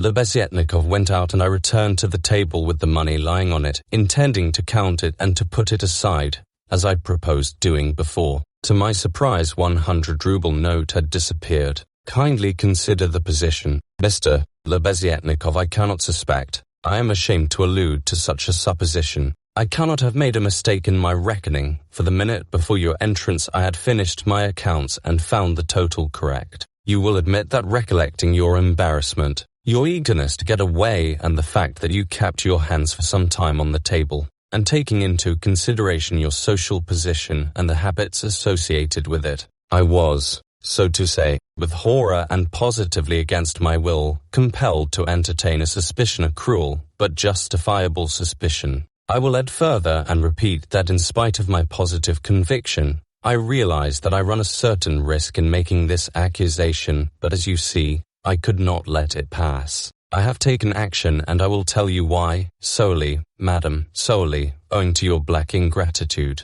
Why? I invite you for the benefit of your destitute relative. I present you with my donation of 10 rubles, and you, on the spot, repay me for all that with such an action. It is too bad. You need a lesson. Reflect. Moreover, like a true friend, I beg you, and you could have no better friend at this moment, think what you are doing. Otherwise I shall be immovable. Well, what do you say? I have taken nothing. Sonia whispered in terror. You gave me 10 rubles. Here it is, take it. Sonia pulled her handkerchief out of her pocket, untied a corner of it, took out the 10-ruble note and gave it to Luzhin. And the 100 rubles you do not confess to taking, he insisted reproachfully, not taking the note. Sonia looked about her. All were looking at her with such awful, stern, ironical, hostile eyes. She looked at Raskolnikov. He stood against the wall, with his arms crossed, looking at her with glowing eyes. Good God! Broke from Sonia.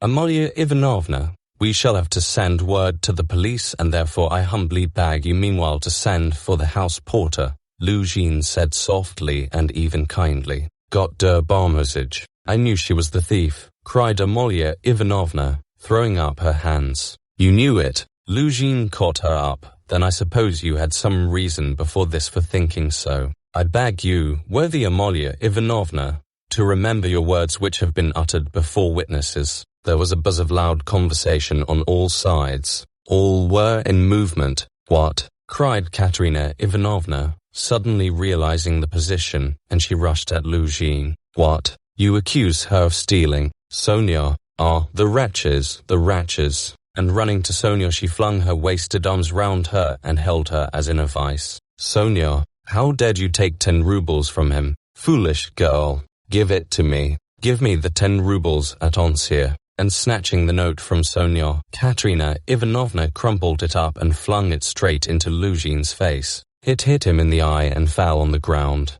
Amalia Ivanovna hastened to pick it up. Pyotr Petrovitch lost his temper. Hold that mad woman, he shouted. At that moment several other persons, besides Lebeziatnikov, appeared in the doorway, among them the 2 ladies. What? Mad? Am I mad? Idiot! Shrieked Katerina Ivanovna. You are an idiot yourself, pattifogging lawyer, baseman. Sonia, take his money. Sonia a thief. Why, she'd give away her last penny. And Katerina Ivanovna broke into hysterical laughter. Did you ever see such an idiot? She turned from side to side. And you too. She suddenly saw the landlady. And you too, sausage eater. You declare that she is a thief, you trashy Prussian Hansleg in a crinoline. She hasn't been out of this room. She came straight from you, you wretch, and sat down beside me. Everyone saw her. She sat here, by Rodion Romanovich. Search her. Since she's not left the room, the money would have to be on her.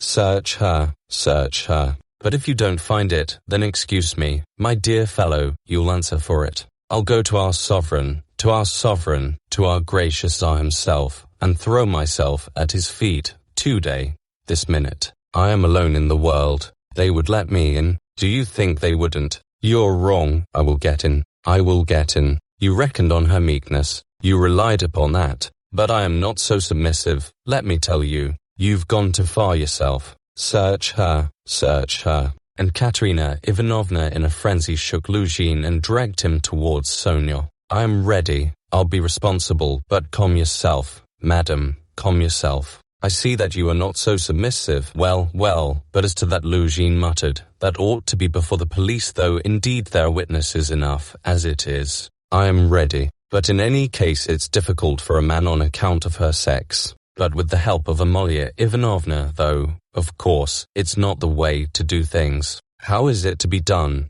As you will. Let anyone who likes search her, cried Katerina Ivanovna. Sonia, turn out your pockets. See. Look, monster, the pocket is empty. Here was her handkerchief. Here is the other pocket. Look. Do you see? And Katerina Ivanovna turned a rather snatch at both pockets inside out. But from the right pocket a piece of paper flew out and describing a parabola in the air fell at Luzhin's feet. Everyone saw it. Several cried out. Pyotr Petrovitch stooped down, picked up the paper in 2 fingers, lifted it where all could see it and opened it. It was a 100-ruble note folded in 8. Pyotr Petrovitch held up the note showing it to everyone. Thief, out of my lodging. Police, yelled Amalia Ivanovna. They must to Siberia be sent. Away. Exclamations arose on all sides. Raskolnikov was silent, keeping his eyes fixed on Sonia, except for an occasional rapid glance at Luzhin. Sonia stood still, as though unconscious. She was hardly able to feel surprise. Suddenly the color rushed to her cheeks. She uttered a cry and hid her face in her hands. No, it wasn't I. I didn't take it. I know nothing about it, she cried with a heart-rending wail, and she ran to Katerina Ivanovna, who clasped her tightly in her arms, as though she would shelter her from all the world. Sonia, I don't believe it. You see, I don't believe it, she cried in the face of the obvious fact, swaying her to and fro in her arms like a baby, kissing her face continually, then snatching at her hands and kissing them, too. You took it. How stupid these people are. Oh dear, you are fools, she cried, addressing the whole room. You don't know what a heart she has, what a girl she is. She'd take it, she'd sell her last rag, she'd go barefoot to help you if you needed it. That's what she is. She has the yellow passport because my children were starving. She sold herself for us. Our husband. Do you see? What a memorial dinner for you. Merciful heavens. Defend her. Why are you all standing still? Rodion Romanovich, why don't you stand up for her? Do you believe it, too? You are not worth her little finger, all of you together. Good God, defend her now, at least." The wail of the poor, consumptive, helpless woman seemed to produce a great effect on her audience. The agonized, wasted, consumptive face, the parched blood-stained lips, the hoarse voice, the tears unrestrained as a child's, the trustful, childish and yet despairing prayer for help was so piteous that everyone seemed to feel for her. Pyotr Petrovitch at any rate was at once moved to compassion. Madam, this incident does not reflect upon you," he cried impressively. "No one would take upon himself to accuse you of being an instigator or even an accomplice in it, especially as you have proved her guilt by turning out her pockets, showing that you had no previous idea of it. I am most ready to show compassion, if poverty, so to speak, drove Sofya Semyonovna to it. But why did you refuse to confess, mademoiselle? Were you afraid of the disgrace? The first step? You lost your head, perhaps. One can quite understand it, but how could you have lowered yourself to such an action? Gentlemen," he addressed the whole company, "gentlemen, compassionate and, so to say, commiserating these people, I am ready to overlook it even now in spite of the personal insult lavished upon me. And may this disgrace be a lesson to you for the future," he said, addressing Sonia, "and I will carry the matter no further." Enough. Pyotr Petrovitch stole a glance at Raskolnikov. Their eyes met, and the fire in Raskolnikov's seemed ready to reduce him to ashes. Meanwhile, Katerina Ivanovna apparently heard nothing. She was kissing and hugging Sonia like a madwoman. The children, too, were embracing Sonia on all sides, and Polanka, though she did not fully understand what was wrong, was drowned in tears and shaking with sobs, as she hid her pretty little face, swollen with weeping, on Sonia's shoulder.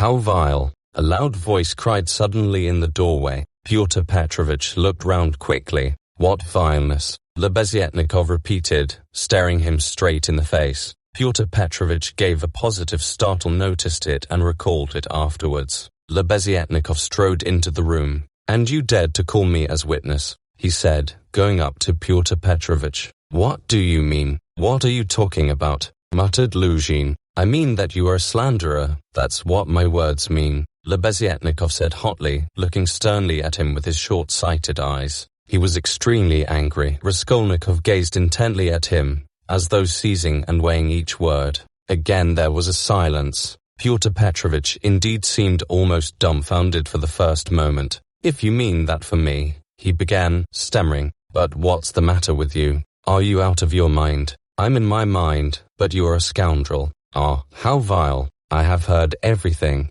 I kept waiting on purpose to understand it, for I must own even now it is not quite logical. What you have done it all for I can't understand." "Why, what have I done then?" "Give over talking in your nonsensical riddles. Or maybe you are drunk. You may be a drunkard, perhaps, vile man, but I am not. I never touch vodka, for it's against my convictions. Would you believe it? He himself, with his own hands gave Sofya Semyonovna that 100-ruble note. I saw it. I was a witness. I'll take my oath. He did it. He," repeated Lebeziatnikov, addressing all. "Are you crazy, milksop?" squealed Luzhin. "She is herself before you, she herself," he had declared just now before everyone, that I gave her only 10 rubles. How could I have given it to her? I saw it, Lebeziatnikov repeated, "and though it is against my principles, I am ready this very minute to take any oath you like before the court, for I saw how you slipped it in her pocket.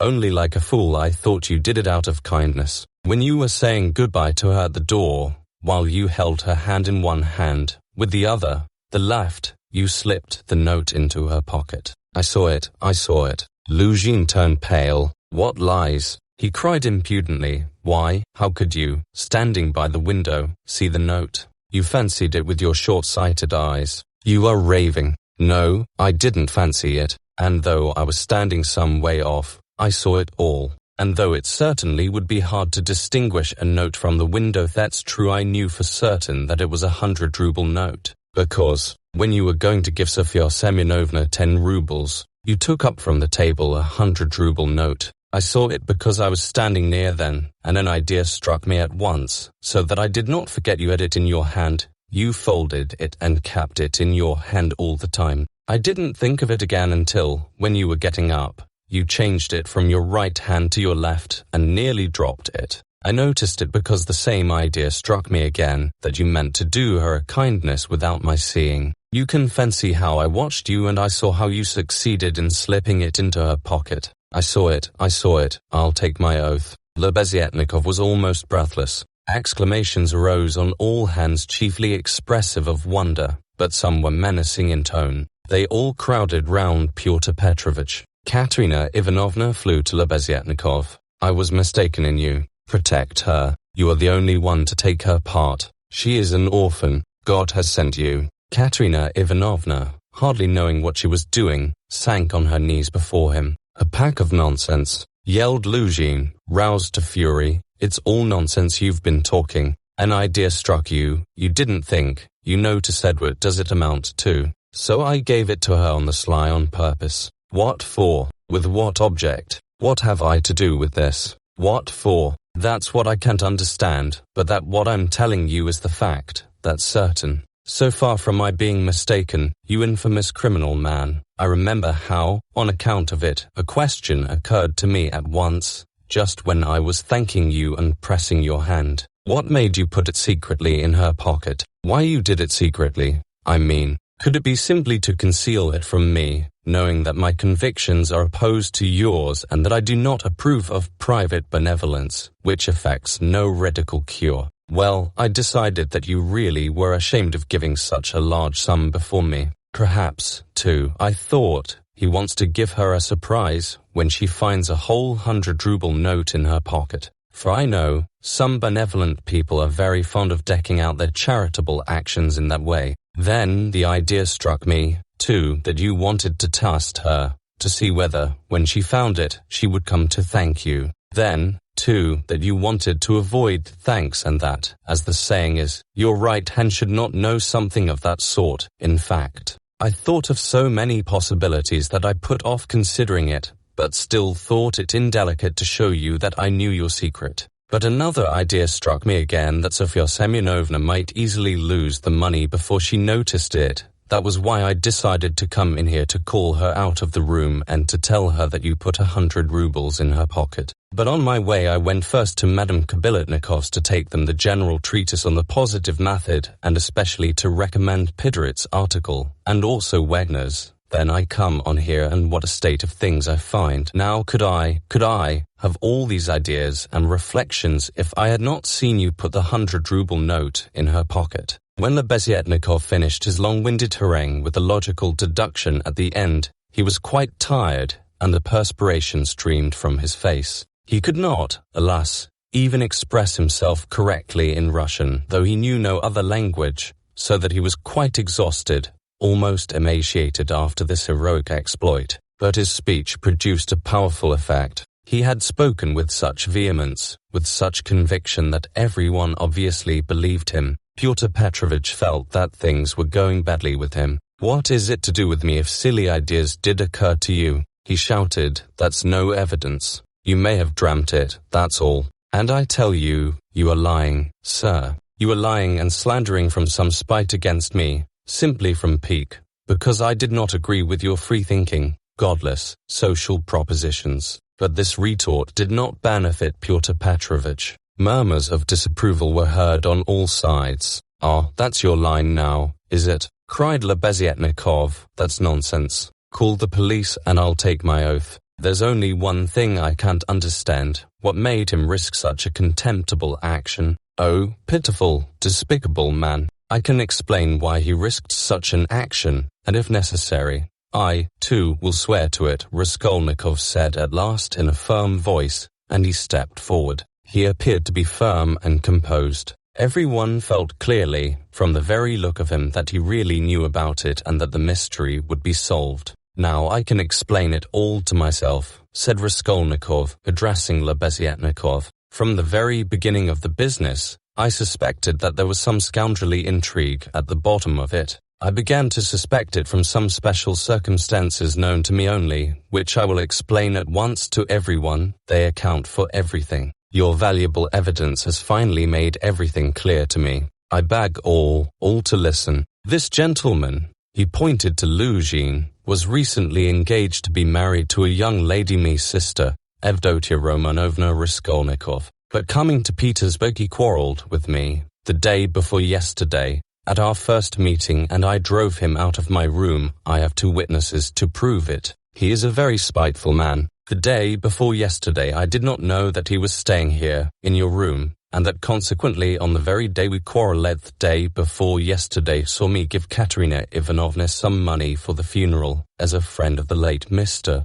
Marmeladov. He at once wrote a note to my mother and informed her that I had given away all my money, not to Katerina Ivanovna, but to Sofya Semyonovna, and referred in a most contemptible way to the character of Sofya Semyonovna. That is, hinted at the character of my attitude to Sofya Semyonovna. All this, you understand, was with the object of dividing me from my mother and sister, by insinuating that I was squandering on unworthy objects the money which they had sent me and which was all they had. Yesterday evening, before my mother and sister and in his presence, I declared that I had given the money to Katerina Ivanovna for the funeral and not to Sofya Semyonovna, and that I had no acquaintance with Sofya Semyonovna and had never seen her before. Indeed, at the same time I added that he, Pyotr Petrovich Luzhin, with all his virtues, was not worth Sofya Semyonovna's little finger, though he spoke so ill of her. To his question, would I let Sofya Semyonovna sit down beside my sister, I answered that I had already done so that day. Irritated that my mother and sister were unwilling to quarrel with me at his insinuations, he gradually began being unpardonably rude to them. A final rupture took place and he was turned out of the house. All this happened yesterday evening. Now I beg your special attention. Consider, if he had now succeeded in proving that Sofya Semyonovna was a thief, he would have shown to my mother and sister that he was almost right in his suspicions, that he had reason to be angry at my putting my sister on a level with Sofya Semyonovna, that, in attacking me, he was protecting and preserving the honor of my sister, his betrothed. In fact, he might even, through all this, have been able to estrange me from my family, and no doubt he hoped to be restored to favor with them, to say nothing of revenging himself on me personally, for he has grounds for supposing that the honor and happiness of Sofya Semyonovna are very precious to me. That was what he was working for. That's how I understand it. That's the whole reason for it, and there can be no other. It was like this, or somewhat like this, that Raskolnikov wound up his speech, which was followed very attentively, though often interrupted by exclamations from his audience. But in spite of interruptions he spoke clearly, calmly, exactly, firmly. His decisive voice, his tone of conviction, and his stern face made a great impression on everyone. Yes, that's it, Lebeziatnikov assented gleefully. That must be it, for he asked me, as soon as Sofya Semyonovna came into our room, whether you were here, whether I had seen you among Katerina Ivanovna's guests. He called me aside to the window and asked me in secret. It was essential for him that you should be here. That's it. Luzhin smiled contemptuously and did not speak, but he was very pale. He seemed to be deliberating on some means of escape. Perhaps he would have been glad to give up everything and get away, but at the moment this was scarcely possible. It would have implied admitting the truth of the accusations brought against him. Moreover, the company, which had already been excited by drink, was now too much stirred to allow it. The commissariat clerk, though indeed he had not grasped the whole position, was shouting louder than anyone and was making some suggestions very unpleasant to Luzhin. But not all those present were drunk. Lodgers came in from all the rooms. The 3 Poles were tremendously excited and were continually shouting at him, "The pen is a Lidak," and muttering threats in Polish. Sonia had been listening with strained attention, though she seemed unable to grasp it all. She seemed as though she had just returned to consciousness. She did not take her eyes off Raskolnikov, feeling that all her safety lay in him. Katerina Ivanovna breathed hard and painfully and seemed fearfully exhausted. Amalia Ivanovna stood looking more stupid than anyone, with her mouth wide open, unable to make out what had happened. She only saw that Pyotr Petrovich had somehow come to grief. Raskolnikov was attempting to speak again, but they did not let him. Everyone was crowding round Luzhin with threats and shouts of abuse. But Pyotr Petrovich was not intimidated. Seeing that his accusation of Sonia had completely failed, he had recourse to insolence. "Allow me,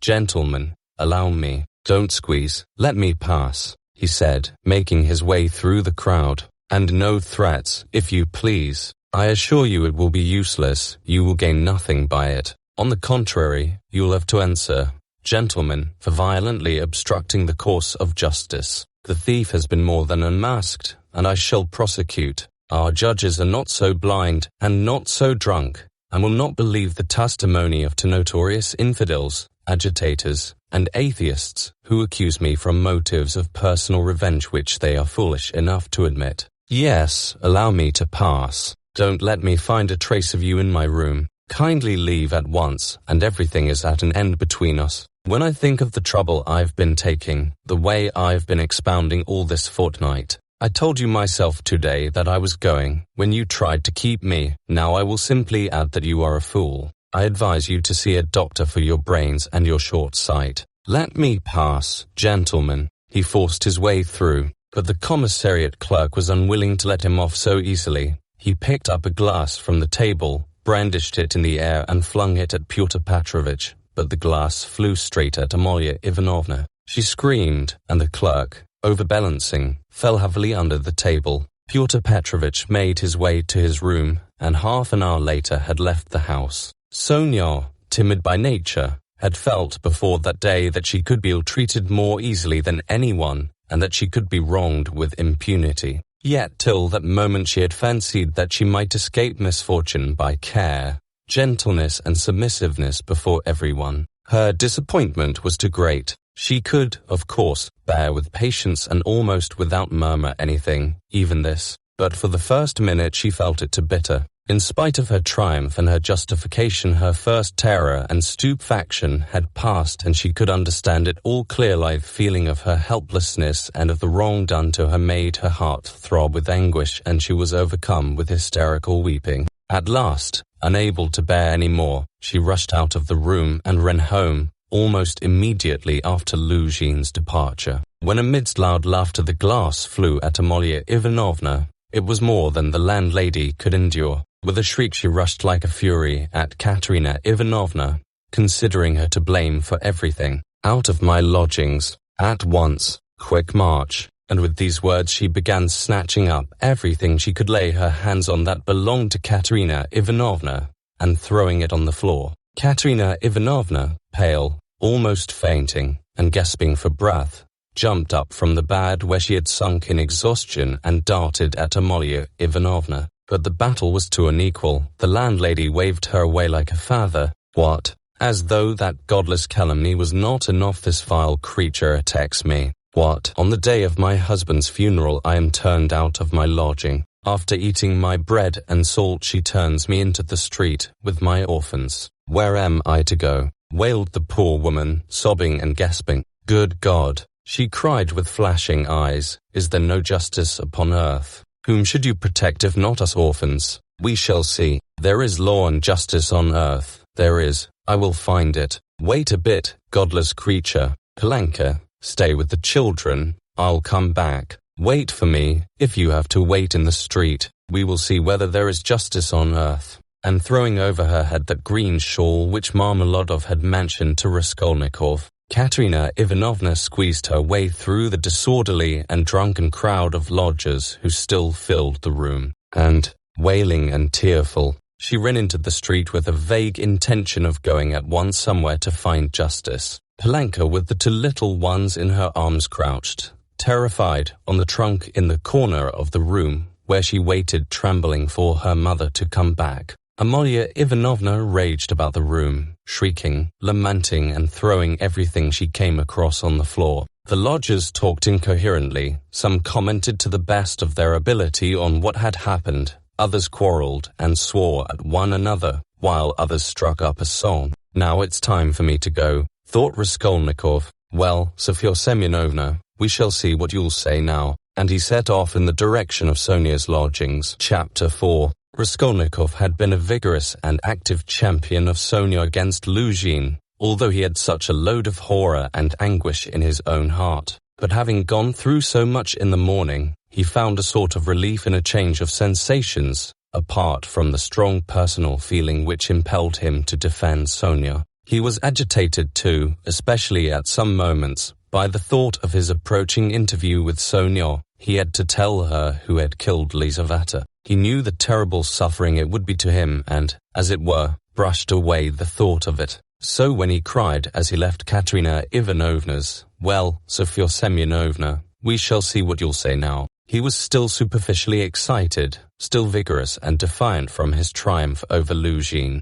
But, strange to say, by the time he reached Sonia's lodging, he felt a sudden impotence and fear. He stood still in hesitation at the door, asking himself the strange question, must he tell her who killed Lizaveta? It was a strange question because he felt at the very time not only that he could not help telling her, but also that he could not put off the telling. He did not yet know why it must be so, he only felt it, and the agonizing sense of his impotence before the inevitable almost crushed him. To cut short his hesitation and suffering, he quickly opened the door and looked at Sonia from the doorway. She was sitting with her elbows on the table and her face in her hands. But seeing Raskolnikov, she got up at once and came to meet him as though she were expecting him. "What would have become of me but for you?" she said quickly, meeting him in the middle of the room. Evidently she was in haste to say this to him. It was what she had been waiting for. Raskolnikov went to the table and sat down on the chair from which he had only just risen. She stood facing him, 2 steps away, just as she had done the day before. "Well, Sonia," he said, and felt that his voice was trembling. It was all due to our social position and the habits associated with it. "Did you understand that just now?" Her face showed her distress. "Only don't talk to me as you did yesterday," she interrupted him. "Please don't begin it. There is misery enough without that." She made haste to smile, afraid that he might not like the reproach. "I was silly to come away from there. What is happening there now? I wanted to go back directly, but I kept thinking that you would come." He told her that Amalia Ivanovna was turning them out of their lodging and that Katerina Ivanovna had run off somewhere to seek justice. "My God!" cried Sonia, "let's go at once." And she snatched up her cape. "It's everlastingly the same thing," said Raskolnikov, irritably. "You've no thought except for them. Stay a little with me." "But Katerina Ivanovna..." "You won't lose Katerina Ivanovna. You may be sure she'll come to you herself since she has run out," he added peevishly. "If she doesn't find you here, you'll be blamed for it." Sonia sat down in painful suspense. Raskolnikov was silent, gazing at the floor and deliberating. "This time Luzhin did not want to prosecute you," he began, not looking at Sonia, "but if he had wanted to, if it had suited his plans, he would have sent you to prison if it had not been for Lebeziatnikov and me." "Oh, yes," she assented in a faint voice. "Yes," she repeated, preoccupied and distressed. "But I might easily not have been there, and it was quite an accident Lebeziatnikov's turning up." Sonia was silent. "And if you'd gone to prison, what then? Do you remember what I said yesterday?" Again she did not answer. He waited. "I thought you would cry out again. Don't speak of it. Leave off." Raskolnikov gave a laugh, but rather a forced one. "What?" Silence again. He asked a minute later. "We must talk about something, you know. It would be interesting for me to know how you would decide a certain problem, as Lebeziatnikov would say." He was beginning to lose the thread. "No, really, I am serious. Imagine, Sonia, that you had known all Luzhin's intentions beforehand. Known, that is, for a fact, that they would be the ruin of Katerina Ivanovna and the children, and yourself thrown in since you don't count yourself for anything blanket, for she'll go the same way. Well, if suddenly it all depended on your decision whether he or they should go on living, that is, whether Luzhin should go on living and doing wicked things, or Katerina Ivanovna should die, how would you decide which of them was to die? I ask you." Sonia looked uneasily at him. There was something peculiar in this hesitating question, which seemed approaching something in a roundabout way. "I felt that you were going to ask some question like that," she said, looking inquisitively at him. "I dare say you did. But how is it to be answered?" "Why do you ask about what could not happen?" said Sonia reluctantly. "Then it would be better for Luzhin to go on living and doing wicked things. You haven't dared to decide even that. But I can't know the divine providence. And why do you ask what can't be answered? What's the use of such foolish questions? How could it happen that it should depend on my decision has made me a judge to decide who is to live and who is not to live? Oh, if the divine providence is to be mixed up in it, there is no doing anything, Raskolnikov grumbled morosely. You'd better say straight out what you want, Sonia cried in distress. You are leading up to something again. Can you have come simply to torture me? She could not control herself and began crying bitterly. He looked at her in gloomy misery. 5 minutes passed. Of course you're right, Sonia, he said softly at last. He was suddenly changed. His tone of assumed arrogance and helpless defiance was gone. Even his voice was suddenly weak. I told you yesterday that I was not coming to ask forgiveness, and almost the first thing I've said is to ask forgiveness. I said that about Luzhin and Providence for my own sake. I was asking forgiveness, Sonia. He tried to smile, but there was something helpless and incomplete in his pale smile. He bowed his head and hid his face in his hands. And suddenly a strange, surprising sensation of a sort of bitter hatred for Sonia passed through his heart. As it were wondering and frightened of this sensation, he raised his head and looked intently at her, but he met her uneasy and painfully anxious eyes fixed on him. There was love in them. His hatred vanished like a phantom. It was not the real feeling. He had taken the one feeling for the other. It only meant that that minute had come. He hid his face in his hands again and bowed his head. Suddenly he turned pale, got up from his chair, looked at Sonia, and without uttering a word sat down mechanically on her bed. His sensations that moment were terribly like the moment when he had stood over the old woman with the axe in his hand and felt that he must not lose another minute. What's the matter? Asked Sonia, dreadfully frightened. He could not utter a word. This was not at all the way he had intended to tell, and he did not understand what was happening to him now. She went up to him, softly, sat down on the bed beside him and waited, not taking her eyes off him. Her heart throbbed and sank. It was unendurable. He turned his deadly pale face to her. His lips worked, helplessly struggling to utter something. A pang of terror passed through Sonia's heart. What's the matter? She repeated, drawing a little away from him. Nothing, Sonia, don't be frightened. It's nonsense. It really is nonsense, if you think of it, he muttered, like a man in delirium. Why have I come to torture you? He added suddenly, looking at her. Why, really? I keep asking myself that question, Sonia. He had perhaps been asking himself that question a quarter of an hour before, but now he spoke helplessly, hardly knowing what he said, and feeling a continual tremor all over. Oh, how you are suffering, she muttered in distress, looking intently at him. It's all nonsense. Listen, Sonia. He suddenly smiled, a pale, helpless smile for 2 seconds. You remember what I meant to tell you yesterday? Sonia waited uneasily.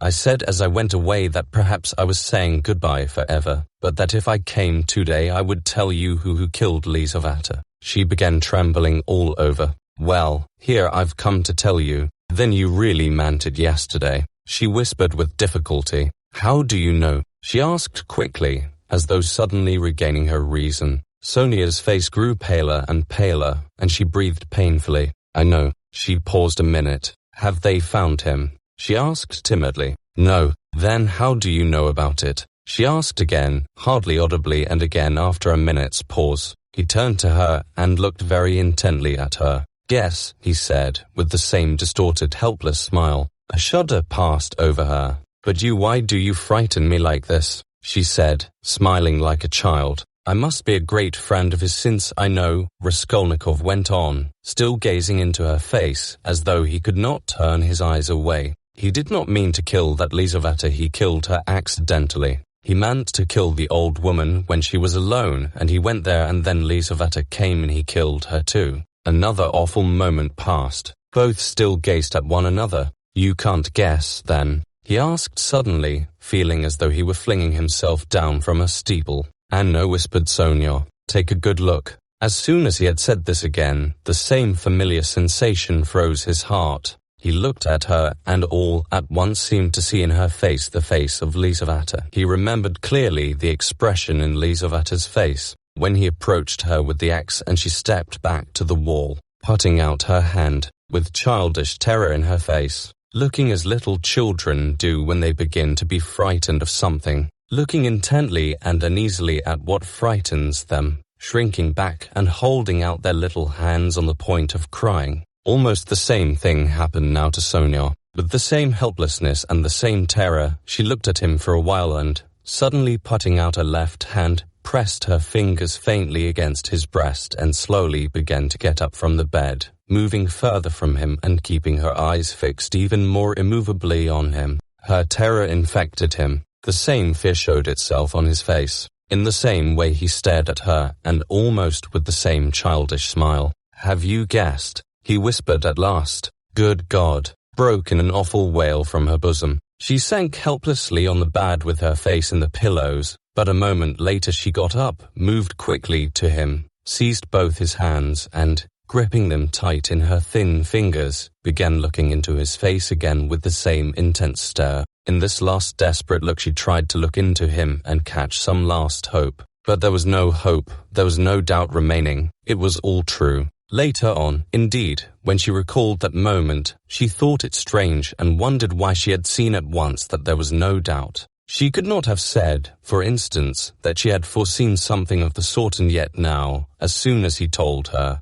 she suddenly fancied that she had really foreseen this very thing. "Stop, Sonia, enough. Don't torture me," he begged her miserably. It was not at all like this he had thought of telling her, but this is how it happened. She jumped up, seeming not to know what she was doing, and, wringing her hands, walked into the middle of the room, but quickly went back and sat down again beside him, her shoulder almost touching his. All of a sudden she started as though she had been stabbed, uttered a cry and fell on her knees before him. She did not know why. "What have you done? What have you done to yourself?" she said in despair, and, jumping up, she flung herself on his neck, threw her arms round him, and held him tightly. Raskolnikov drew back and looked at her with a mournful smile. "You are a strange girl, Sonia. You kiss me and hug me when I tell you about that. You don't think what you are doing. There is no one in the whole world now so unhappy as you." She cried in a frenzy, not hearing what he said, and she suddenly broke into violent, hysterical weeping. A feeling long unfamiliar to him flooded his heart and softened it at once. He did not struggle against it. The tears started into his eyes and hung on his eyelashes. "Then you won't leave me, Sonia," he said, looking at her almost with hope. "No, no, never, nowhere," cried Sonia. "I will follow you. I will follow you everywhere. Oh, my God. Oh, how miserable I am. Why didn't I know you before? Why didn't you come before? Oh, dear, here I have come. Yes, now, what's to be done now? Together, she repeated as it were unconsciously, and she hugged him again. "I'll follow you to Siberia." He recoiled at this, and the same hostile, almost haughty smile came to his lips. "Perhaps I don't want to go to Siberia yet, Sonia," he said. Sonia looked at him quickly. Again, after her first passionate, agonizing sympathy for the unhappy man, the terrible idea of the murder overwhelmed her. In his changed tone she seemed to hear the murderer speaking. She looked at him bewildered. She knew nothing as yet. Why, how, with what object it had been. Now all these questions rushed at once into her mind. And again she could not believe it. He is a murderer. Could it be true? What's the meaning of it? Where am I? She said in complete bewilderment, as though still unable to recover herself. How could you, a man like you, how could you bring yourself to it? What does it mean? Oh, well, to plunder. Leave off, Sonia, he answered warily, almost with vexation. Sonia stood as though struck dumb, but suddenly she cried, "You were hungry. It was to help your mother." "Yes." "No, Sonia, no," he muttered, turning away and hanging his head. "I was not so hungry. I certainly did want to help my mother, but that's not the real thing either. Don't torture me, Sonia." Sonia clasped her hands. Could it all be true? Good God, what a truth. Who could believe it? And how could you give away your last farthing and yet rob and murder? Ah, she cried suddenly, that money you gave Katerina Ivanovna, that money. Can that money know, Sonia, he broke in hurriedly, that money was not it. Don't worry yourself. That money my mother sent me, and it came when I was ill, the day I gave it to you. Razumihin saw it, he received it for me. That money was Minamione. Sonia listened to him in bewilderment and did her utmost to comprehend. And that money, I don't even know really whether there was any money, he added softly, as though reflecting. I took a purse off her neck, made of chamois leather, a purse stuffed full of something, but I didn't look in it. I suppose I hadn't time. And the things and trinkets he buried under a stone with the purse next morning in a yard off the V Prospect. They are all there now. Sonia strained every nerve to listen. Then why, you said you did it to rob, but you took nothing, she asked quickly, catching at a straw. I don't know. I haven't yet decided whether to take that money or not, he said, musing again, and, seeming to wake up with a start, he gave a brief ironical smile. Ach, what silly stuff I am talking. The thought flashed through Sonia's mind. Wasn't he mad? But she dismissed it at once. No, it was something else. She could make nothing of it. Nothing. Do you know, Sonia, he said suddenly with conviction, let me tell you, if I'd simply killed because I was hungry, laying stress on every word and looking enigmatically but sincerely at her, I should be happy now. You must believe that. What would it matter to you? He cried a moment later with a sort of despair. What would it matter to you if I were to confess that I did wrong? What do you gain by such a stupid triumph over me? Ah, Sonia, was it for that I've come to you today? Again Sonia tried to say something, but did not speak. I asked you to go with me yesterday because you are all I have left. Go where? Asked Sonia timidly. Not to steal and not to murder. Don't be anxious, he smiled bitterly. We are so different. And you know, Sonia, it's only now, only this moment that I understand where I asked you to go with me yesterday. Yesterday when I said it I did not know where. I asked you for one thing. I came to you for one thing, not to leave me. You won't leave me, Sonia. She squeezed his hand. And why? Why did I tell her? Why did I let her know? He cried a minute later in despair, looking with infinite anguish at her. Here you expect an explanation from me, Sonia. You are sitting and waiting for it, I see that. But what can I tell you? You won't understand and will only suffer misery on my account. Well, you are crying and embracing me again. Why do you do it? Because I couldn't bear my burden and have come to throw it on another. You suffer too, and I shall feel better. And can you love such a mean wretch? But aren't you suffering too? Cried Sonia. Again a wave of the same feeling surged into his heart, and again for an instant softened it. Sonia, I have a bad heart, take note of that. It may explain a great deal. I have come because I am bad. There are men who wouldn't have come. But I am a coward and a mean wretch. But never mind. That's not the point. I must speak now, but I don't know how to begin. He paused and sank into thought. Ach, we are so different. He cried again. We are not alike. And why? Why did I come? I shall never forgive myself that. No, it was a good thing you came, cried Sonia. It's better I should know, far better. He looked at her with anguish. What if it were really that? He said, as though reaching a conclusion. Yes, that's what it was. I wanted to become a Napoleon. That is why I killed her. Do you understand now? And no, Sonia whispered naively and timidly. Only speak. I shall understand in myself. She kept begging him. You'll understand. Very well, we shall see. He paused and was for some time lost in meditation. It was like this. I asked myself one day this question: what if Napoleon, for instance, had happened to be in my place, and if he had not had Toulon nor Egypt nor the passage of Mont Blanc to begin his career with, but instead of all those picturesque and monumental things, there had simply been some ridiculous old hag, a pawnbroker, who had to be murdered to get money from her trunk, for his career. You understand. Well, would he have brought himself to that if there had been no other means? Wouldn't he have felt a pang at its being so far from monumental and then sinful, too? Well, I must tell you that I worried myself fearfully over that question, so that I was awfully ashamed when I guessed at last, all of a sudden, somehow, that it would not have given him the least pang, that it would not even have struck him that it was not monumental, that he would not have seen that there was anything in it to pause over, and that, if he had had no other way, he would have strangled her in a minute without thinking about it.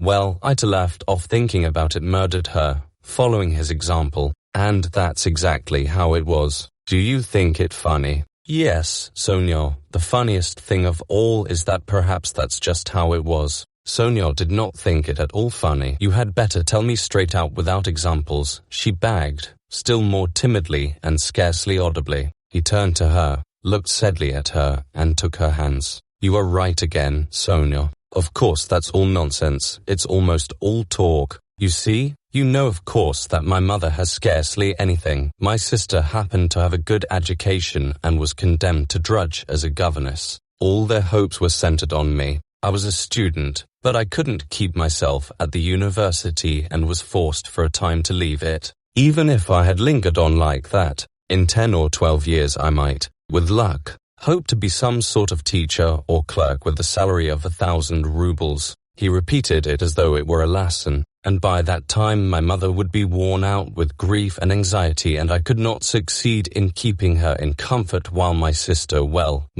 might well have fared worse. And it's a hard thing to pass everything by all one's life, to turn one's back upon everything, to forget one's mother and decorously accept the insults inflicted on one's sister. Why should one, when one has buried them, to burden oneself with others' wife and children and to leave them again without a farthing? So I resolved to gain possession of the old woman's money and to use it for my first years without worrying my mother, to keep myself at the university and for a little while after leaving it, and to do this all on a broad, thorough scale, so as to build up a completely new career and enter upon a new life of independence. Well, that's all. Well, of course in killing the old woman I did wrong. Well, that's enough. He struggled to the end of his speech in exhaustion and let his head sink.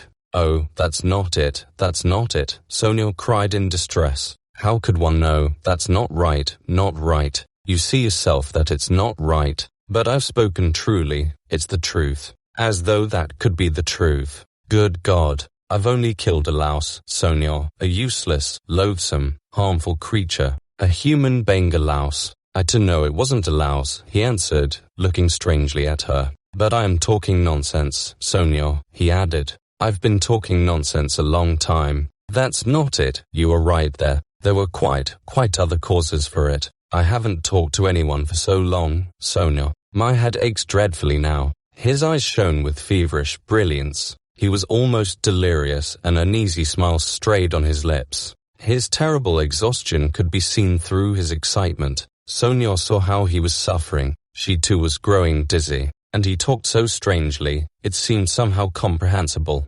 But how?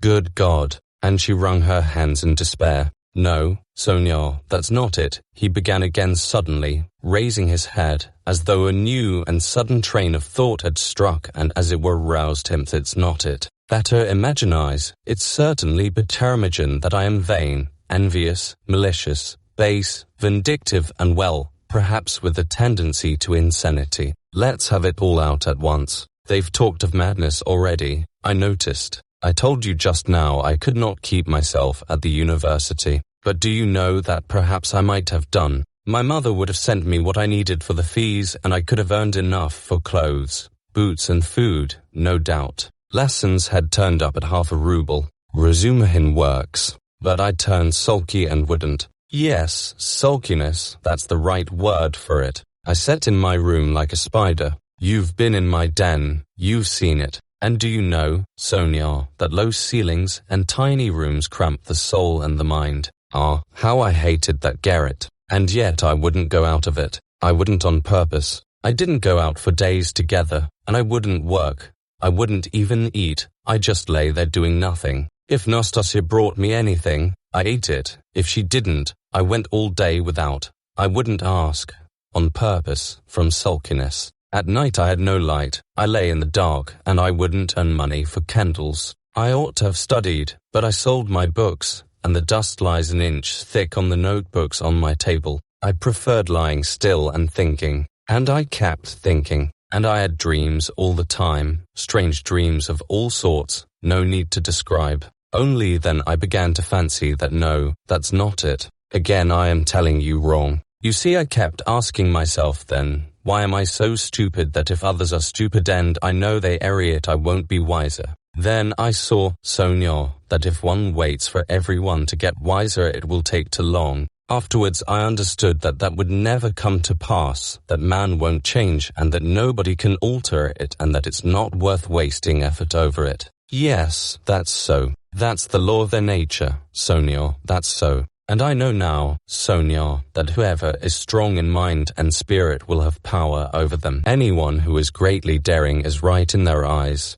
He who despises most things will be a lawgiver among them, and he who dares most of all will be most in the right. So it has been till now, and so it will always be. A man must be blind not to see it. Though Raskolnikov looked at Sonia as he said this, he no longer cared whether she understood or not. The fever had complete hold of him. He was in a sort of gloomy ecstasy. He certainly had been too long without talking to anyone. Sonia felt that his gloomy creed had become his faith and code. I divined then, Sonia, he went on eagerly, that power is only vouchsafed to the man who dares to stoop and pick it up. There is only one thing needful, one has only to dare. Then, for the first time in my life, an idea took shape in my mind which no one had ever thought of before me, no one. I saw clear as daylight how strange it is that not a single person living in this mad world has had the daring to go straight for it all and send it flying to the devil. I wanted to have the daring and I killed her.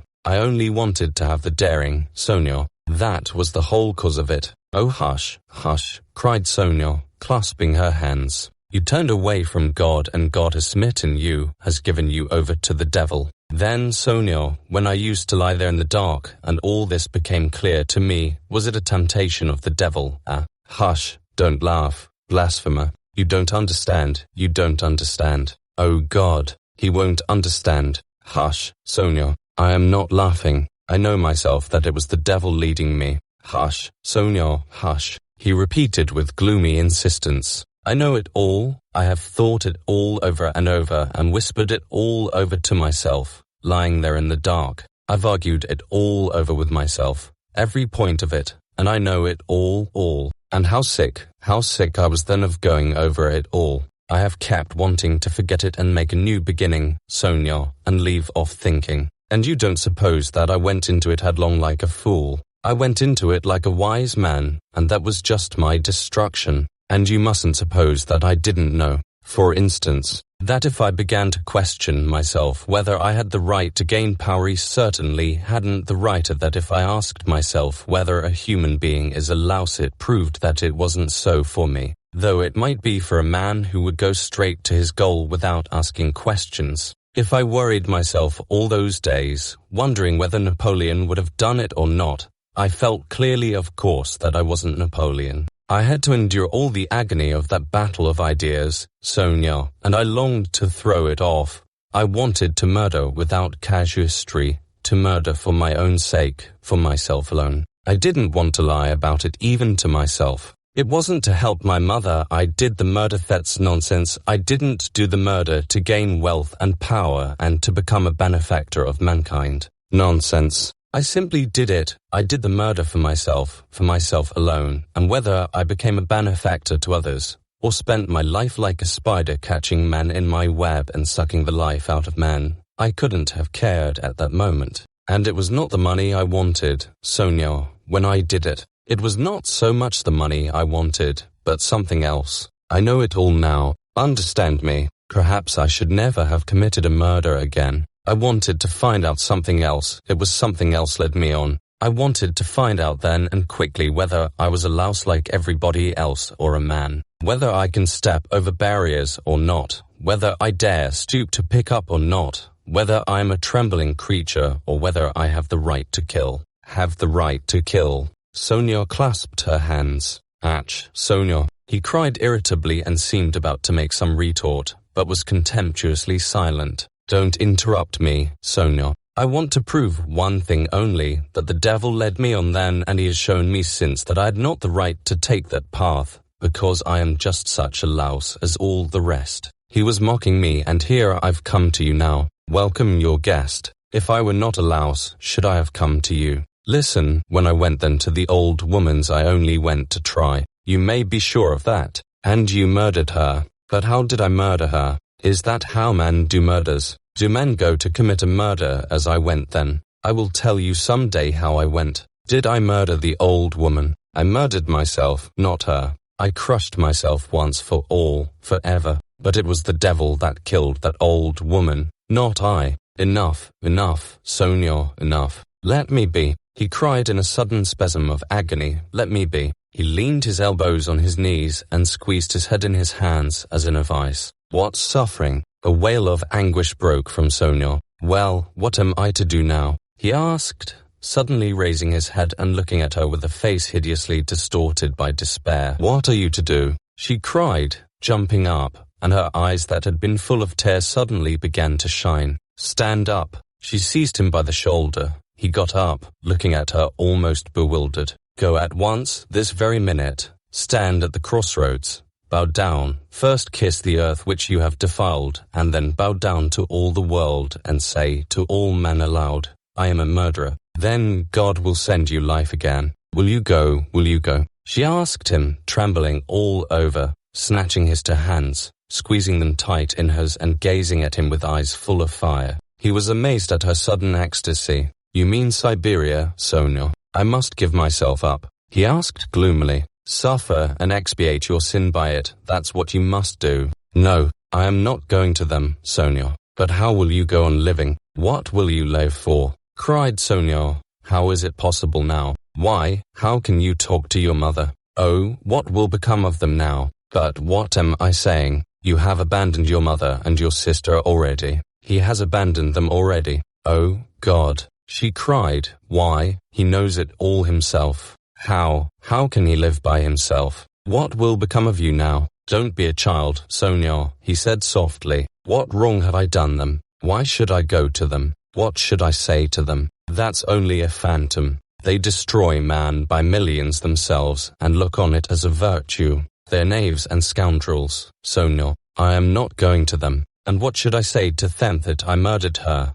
but did not dare to take the money and hid it under a stone? He added with a bitter smile. Why, they would laugh at me and would call me a fool for not getting it. A coward and a fool. They wouldn't understand and they don't deserve to understand. Why should I go to them? I won't. Don't be a child, Sonia. It will be too much for you to bear. Too much, she repeated, holding out her hands in despairing supplication. Perhaps I've been unfair to myself, he observed gloomily, pondering. Perhaps after all I am a man and not a louse and I've been in too great a hurry to condemn myself. I'll make another fight for it. A haughty smile appeared on his lips. What a burden to bear. And your whole life. I shall get used to it, he said grimly and thoughtfully. Listen, he began a minute later. Stop crying. It's time to talk of the facts. I've come to tell you that the police are after me, on my track. Ach! Sonia cried in terror. Well, why do you cry out? You want me to go to Siberia and now you are frightened. But let me tell you, I shall not give myself up. I shall make a struggle for it and they won't do anything to me. They've no real evidence. Yesterday I was in great danger and believed I was lost, but today things are going better. All the facts they know can be explained two ways. That's to say I can turn their accusations to my credit. Do you understand? And I shall, for I've learned my lesson. But they will certainly arrest me. If it had not been for something that happened, they would have done so today for certain. Perhaps even now they will arrest me today. But that's no matter. Sonia, they'll let me out again for there isn't any real proof against me, and there won't be. I give you my word for it. And they can't convict a man on what they have against me. Enough. I only tell you that you may know. I will try to manage somehow to put it to my mother and sister so that they won't be frightened. My sister's future is secure, however, now, I believe, and my mother's must be too. Well, that's all. Be careful, though. Will you come and see me in prison when I am there? Oh, I will. They sat side by side, both mournful and dejected, as though they had been cast up by the tempest alone on some deserted shore. He looked at Sonia and felt how great was her love for him, and strange to say he felt it suddenly burdensome and painful to be so loved. Yes, it was a strange and awful sensation. On his way to see Sonia he had felt that all his hopes rested on her. He expected to be rid of at least part of his suffering. And now, when all her heart turned towards him, he suddenly felt that he was immeasurably unhappier than before. "Sonia," he said, "you'd better not come and see me when I am in prison." Sonia did not answer. She was crying. Several minutes passed. "Have you a cross on you?" she asked, as though suddenly thinking of it. He did not at first understand the question. "No, of course not. Here, take this one, of cypress wood. I have another, a copper one that belonged to Lizaveta. I changed with Lizaveta. She gave me her cross and I gave her my little icon. I will wear Lizaveta's now and give you this. Take it, it's mine. It's mine, you know," she begged him. "We will go to suffer together, and together we will bear our cross." "Give it me," said Raskolnikov. He did not want to hurt her feelings, but immediately he drew back the hand he held out for the cross. "Not now, Sonia. Better later," he added to comfort her. Yes, better," she repeated with conviction. "When you go to meet your suffering, then put it on. You will come to me, I'll put it on you. We will pray and go together." At that moment someone knocked 3 times at the door. "Sofya Semyonovna, may I come in?" they heard in a very familiar and polite voice. Sonia rushed to the door in a fright. The Flexen head of Mr. Lebeziatnikov appeared at the door. Chapter 5. Lebeziatnikov looked perturbed. "I've come to you, Sofya Semyonovna," he began. "Excuse me, I thought I should find you," he said, addressing Raskolnikov suddenly. "That is, I didn't mean anything of that sort, but I just thought Katerina Ivanovna has gone out of her mind," he blurted out suddenly,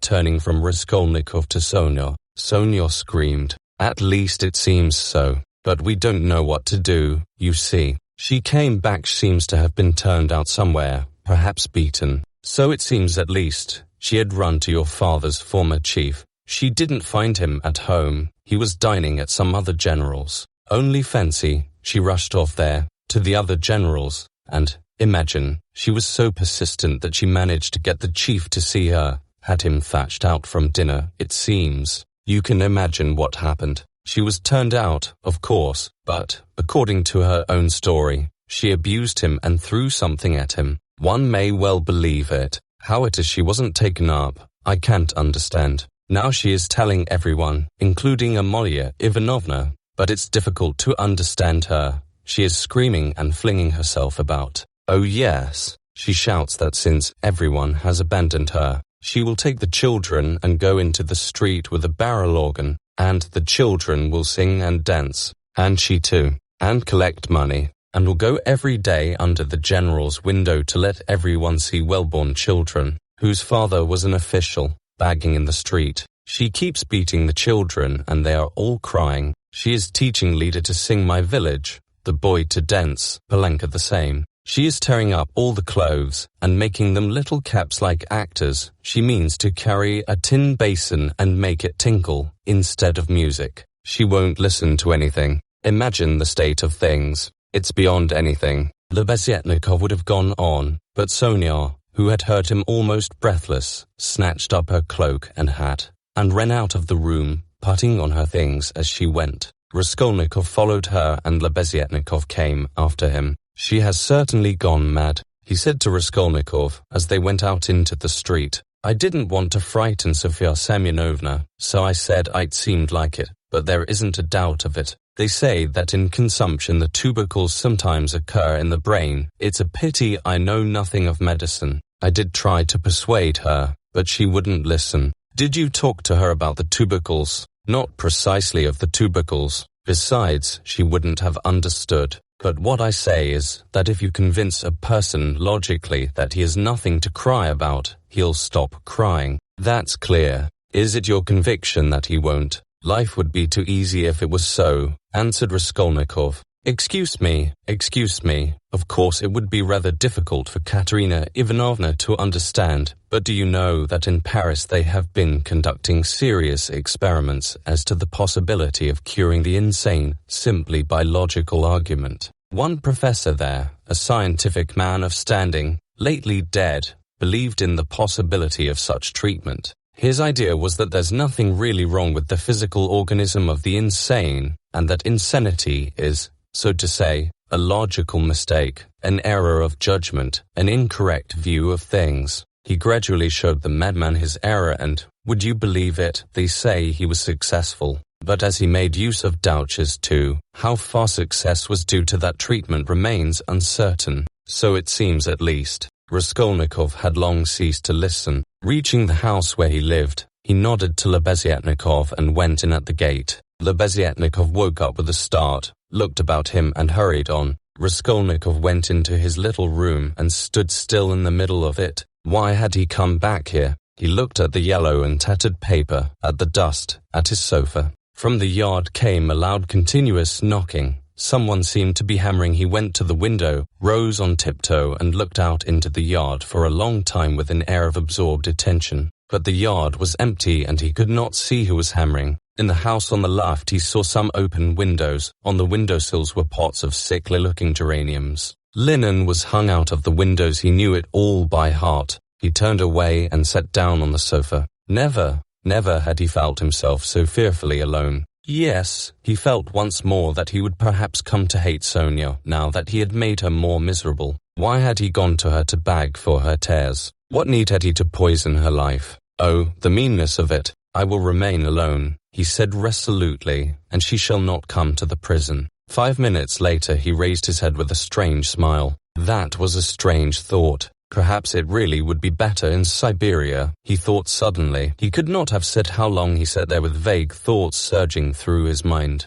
All at once the door opened and Downia came in. At first she stood still and looked at him from the doorway, just as he had done at Sonia. Then she came in and sat down in the same place as yesterday, on the chair facing him. He looked silently and almost vacantly at her. Don't be angry, brother, I've only come for 1 minute, said Downia. Her face looked thoughtful but not stern. Her eyes were bright and soft. He saw that she too had come to him with love. Brother, now I know all. Dmitri Prokofitch has explained and told me everything. They are worrying and persecuting you through a stupid and contemptible suspicion. Dmitri Prokofitch told me that there is no danger and that you are wrong in looking upon it with such horror. I don't think so, and I fully understand how indignant you must be, and that indignation may have a permanent effect on you. That's what I'm afraid of. As for your cutting yourself off from us, I don't judge you. I don't venture to judge you, and forgive me for having blamed you for it.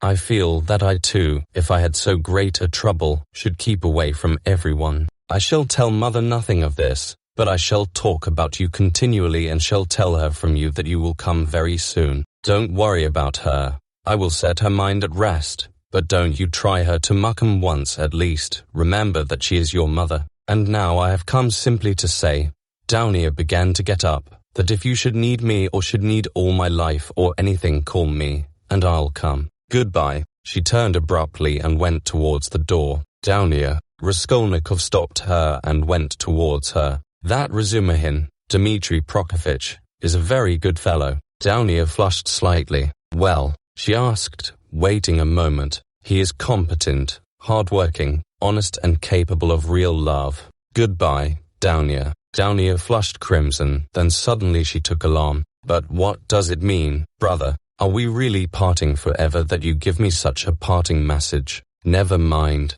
Goodbye. He turned away and walked to the window. She stood a moment, looked at him uneasily, and went out troubled. No, he was not cold to her. There was an instant, the very last one, when he had longed to take her in his arms and say goodbye to her, and even to tell her, but he had not dared even to touch her hand. Afterwards she may shudder when she remembers that I embraced her, and will feel that I stole her kiss. And would she stand that test? He went on a few minutes later to himself. No, she wouldn't. Girls like that can't stand things. They never do. And he thought of Sonia. There was a breath of fresh air from the window. The daylight was fading. He took up his cap and went out. He could not, of course, and would not consider how ill he was. But all this continual anxiety and agony of mind could not but affect him. And if he were not lying in high fever, it was perhaps just because this continual inner strain helped to keep him on his legs and in possession of his faculties. But this artificial excitement could not last long. He wandered aimlessly. The sun was setting. A special form of misery had begun to oppress him of late. There was nothing poignant, nothing acute about it, but there was a feeling of permanence, of eternity about it. It brought a foretaste of hopeless years of this cold leaden misery, a foretaste of an eternity on a square yard of space. Towards evening this sensation usually began to weigh on him more heavily. With this idiotic, purely physical weakness, depending on the sunset or something, one can't help doing something stupid. You'll go to Downier, as well as to Sonia, he muttered bitterly. He heard his name called. He looked round. Lebeziatnikov rushed up to him. Only fancy, I've been to your room looking for you. Only fancy, she's carried out her plan and taken away the children. Sofya Semyonovna and I have had a job to find them. She is rapping on a frying pan and making the children dance. The children are crying. They keep stopping at the crossroads and in front of shops. There's a crowd of fools running after them.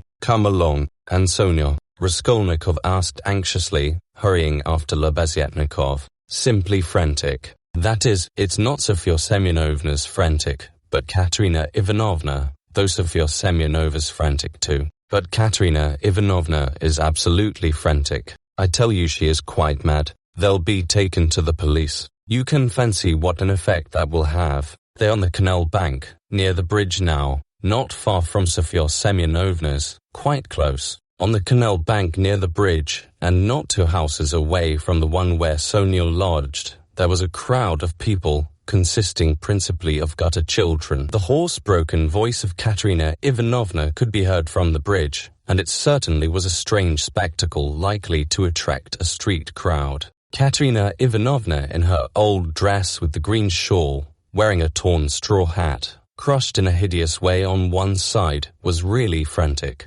She was exhausted and breathless. Her wasted, consumptive face looked more suffering than ever, and indeed out of doors in the sunshine a consumptive always looks worse than at home. But her excitement did not flag, and every moment her irritation grew more intense. She rushed at the children, shouted at them, coaxed them, told them before the crowd how to dance and what to sing, began explaining to them why it was necessary, and driven to desperation by their not understanding, beat them. Then she would make a rush at the crowd. If she noticed any decently dressed person stopping to look, she immediately appealed to him to see what these children from a genteel, one may say aristocratic, house had been brought to. If she heard laughter or jeering in the crowd, she would rush at once at the scoffers and begin squabbling with them. Some people laughed, others shook their heads, but everyone felt curious at the sight of the madwoman with the frightened children. The frying pan of which Lebeziatnikov had spoken was not there. At least Raskolnikov did not see it. But instead of rapping on the pan, Katerina Ivanovna began clapping her wasted hands. When she made Lida and Kolya dance and Palenka sing, she too joined in the singing, but broke down at the second note with a fearful cough, which made her curse in despair and even shed tears. What made her most furious was the weeping and terror of Kolya and Lida. Some effort had been made to dress the children up as street singers are dressed. The boy had on a turban made of something red and white to look like a Turk. There had been no costume for Lida. She simply had a red knitted cap, or rather a nightcap that had belonged to Marmeladov, decorated with the broken piece of white ostrich feather, which had been Katerina Ivanovna's grandmother's and had been preserved as a family possession. Palenka was in her everyday dress. She looked in timid perplexity at her mother, and kept at her side, hiding her tears. She dimly realized her mother's condition, and looked uneasily about her. She was terribly frightened of the street and the crowd. Sonia followed Katerina Ivanovna, weeping and beseeching her to return home, but Katerina Ivanovna was not to be persuaded. "Leave off, Sonia, leave off," she shouted, speaking fast, panting and coughing. "You don't know what you ask. You are like a child. I've told you before that I'm not coming back to that drunken German. Let all Petersburg see the children begging in the streets, though their father was an honorable man who served all his life in truth and fidelity, and one may say died in the service." Katerina Ivanovna had by now invented this fantastic story and thoroughly believed it. Let that wretch of a general see it. "And you are silly, Sonia. What have we to eat? Tell me that. We have worried you enough. I won't go on so. Ah, Rodion Romanovich, is that you? she cried, seeing Raskolnikov and rushing up to him. Explain to this silly girl, please, that nothing better could be done. Even organ grinders earn their living, and everyone will see at once that we are different, that we are an honorable and bereaved family reduced to beggary, and that General will lose his post, you'll see. We shall perform under his windows every day, and if the Tsar drives by, I'll fall on my knees, put the children before me, show them to him, and say, defend us, Father. He is the father of the fatherless, he is merciful, he'll protect us, you'll see, and that wretch of a general. Leader, tennis Voudroit. Collier, you'll dance again. Why are you whimpering? Whimpering again. What are you afraid of, stupid? Goodness, what am I to do with them? Rodion Romanovich. If you only knew how stupid they are. What's one to do with such children? And she, almost crying herself, which did not stop her uninterrupted, rapid flow of talk pointed to the crying children. Raskolnikov tried to persuade her to go home, and even said, hoping to work on her vanity, that it was unseemly for her to be wandering about the streets like an organ grinder, as she was intending to become the principal of a boarding school. A boarding school, ha ha ha. A castle in the air, cried Katerina Ivanovna, her laugh ending in a cough. No, Rodion Romanovich, that dream is over. All have forsaken us. And that general, you know, Rodion Romanovich, I threw an inkpot at him. It happened to be standing in the waiting room by the paper where you sign your name. I wrote my name, threw it at him and ran away. Oh, the scoundrels, the scoundrels. But enough of them. Now I'll provide for the children myself. I won't bow down to anybody. She has had to bear enough for us. She pointed to Sonia. Palenka, how much have you got? Show me. What? Only 2 farthings. Oh, the mean wretches. They give us nothing. Only run after us, putting their tongues out. There, what is that blockhead laughing at? She pointed to a man in the crowd.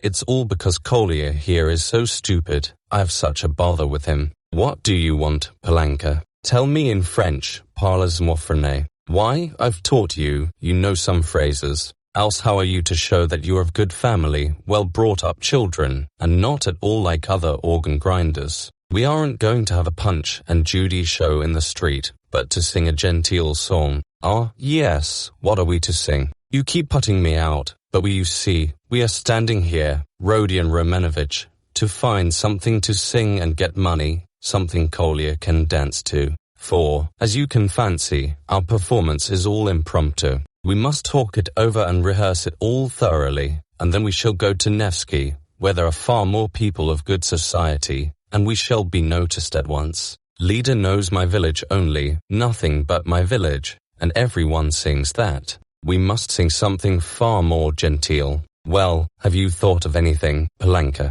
If only you'd help your mother. My memory's quite gone, or I should have thought of something. We really can't sing in Hussar. Ah, let us sing in French. Cinq sous, I have taught it you, I have taught it you. And as it is in French, people will see at once that you are children of good family, and that will be much more touching. You might sing Marlborough Sans Voter en Guerre, for that's quite a child's song and is sung as a lullaby in all the aristocratic houses. Marlborough Sans Voter en Guerre sait quand reviendra, she began singing. But no, better sing Cinq sous. Now, Collier, your hands on your hips, make haste, and you, Leader, keep turning the other way, and Palenka and I will sing and clap our hands. Cinq sous, pour monte notre ménage. Cough, cough, cough. Set your dress straight, Palenka. It slipped down on your shoulders, she observed, panting from coughing. Now it's particularly necessary to behave nicely and genteelly, that all may see that you are well-born children.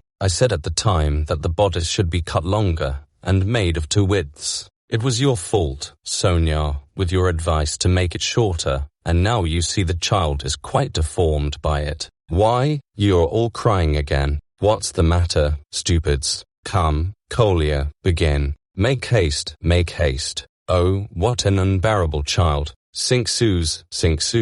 A policeman again. What do you want? A policeman was indeed forcing his way through the crowd, but at that moment a gentleman in civilian uniform and an overcoat, a solid-looking official of about 50 with a decoration on his neck, which delighted Katerina Ivanovna and had its effect on the policeman, approached and without a word handed her a green 3-ruble note. His face wore a look of genuine sympathy. Katerina Ivanovna took it and gave him a polite, even ceremonious, bow. "I thank you, honored sir," she began loftily. "The causes that have induced us. Take the money. Polenka, you see there are generous and honorable people who are ready to help a poor gentlewoman in distress. You see, honored sir, these orphans of good family might even say of aristocratic connections, and that wretch of a general sat eating grouse and stamped at my disturbing him. Excellency, I said, protect the orphans, for you knew my late husband, Semyon Zaharovich, and on the very day of his death the basest of scoundrels slandered his only daughter. That policeman again,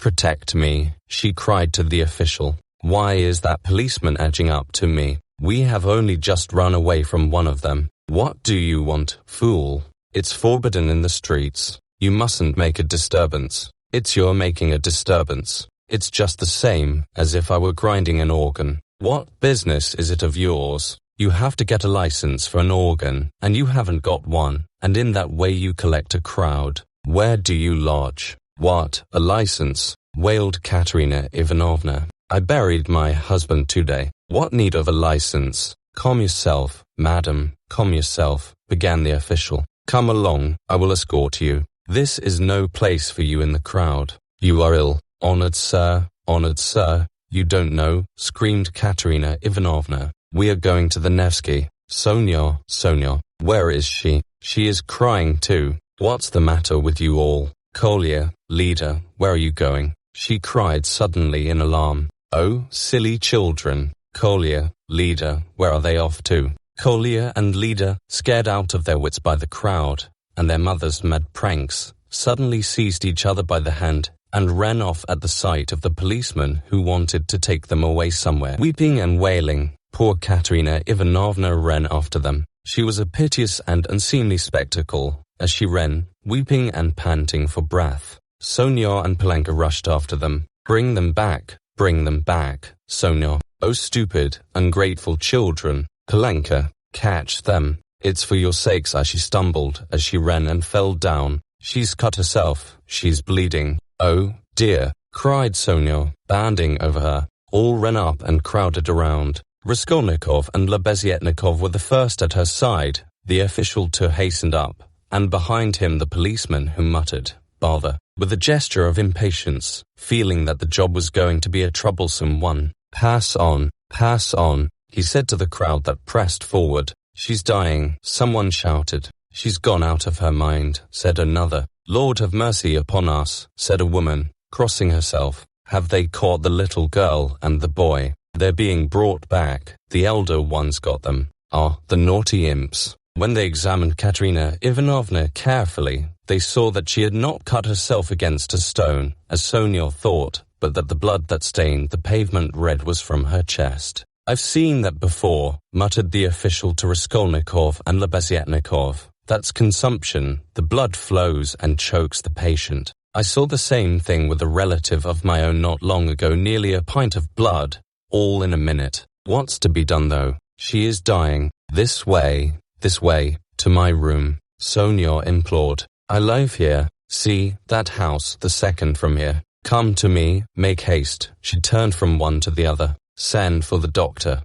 Oh, dear. Thanks to the official's efforts, this plan was adopted, the policeman even helping to carry Katerina Ivanovna. She was carried to Sonia's room, almost unconscious, and laid on the bed. The blood was still flowing, but she seemed to be coming to herself. Raskolnikov, Lebeziatnikov, and the official accompanied Sonia into the room and were followed by the policeman, who first drove back the crowd which followed to the very door. Polenka came in holding Kolya and Lida, who were trembling and weeping. Several persons came into from the Kapanumov's room. The landlord, a lame one-eyed man of strange appearance with whiskers and hair that stood up like a brush, his wife, a woman with an everlastingly scared expression, and several open-mouthed children with wonder-struck faces. Among these, Svidrigailov suddenly made his appearance. Raskolnikov looked at him with surprise, not understanding where he'd come from and not having noticed him in the crowd.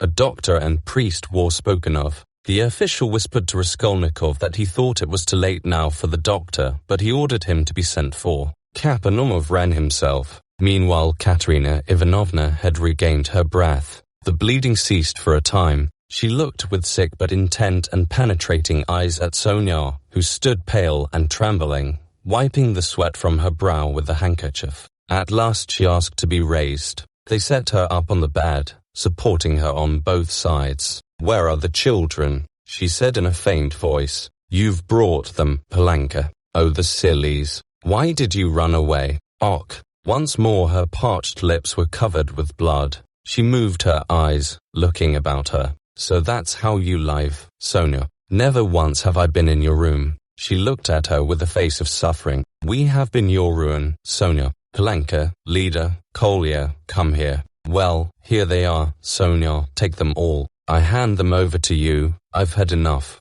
The ball is over. Cough. Lay me down. Let me die in peace." They laid her back on the pillow. "What? The priest? I don't want him. You haven't got a ruble to spare. I have no sins. God must forgive me without that. He knows how I have suffered. And if he won't forgive me, I don't care." She sank more and more into an easy delirium. At times she shuddered, turned her eyes from side to side, recognized everyone for a minute, but at once sank into delirium again. Her breathing was hoarse and difficult. There was a sort of rattle in her throat. "I said to him, 'Your Excellency,'" she ejaculated, gasping after each word. "That Amalia Ludwigovna, Lida, Kolya, hands on your hips, make haste. Glises, pos di bask, tap with your heels, be a graceful child. Du hast diamanten und Perlen, what next? That's the thing to sing. Du hast die Chancen organ machen, was willst du mehr? What an idea,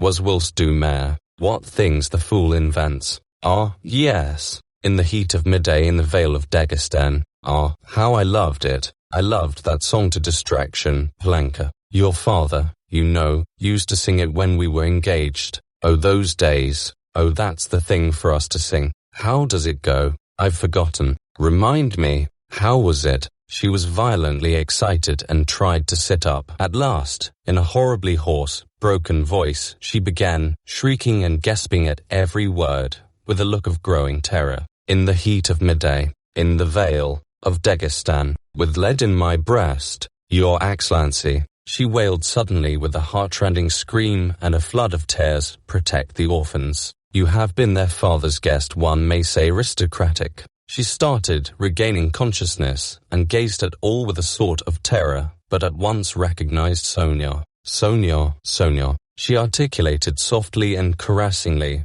as though surprised to find her there. "Sonia, darling, are you here, too?" They lifted her up again. "Enough. It's over. Farewell, poor thing. I am done for. I am broken," she cried with vindictive despair, and her head fell heavily back on the pillow. She sank into unconsciousness again, but this time it did not last long. Her pale, yellow, wasted face dropped back. Her mouth fell open. Her leg moved convulsively. She gave a deep, deep sigh and died. Sonia fell upon her, flung her arms about her, and remained motionless with her head pressed to the dead woman's wasted bosom. Palenka threw herself at her mother's feet, kissing them and weeping violently. Though Kolya and Lida did not understand what had happened, they had a feeling that it was something terrible. They put their hands on each other's little shoulders, stared straight at one another, and both at once opened their mouths and began screaming. They were both still in their fancy dress, one in a turban, the other in the cap with the ostrich feather. And how did the certificate of merit come to be on the bed beside Katerina Ivanovna?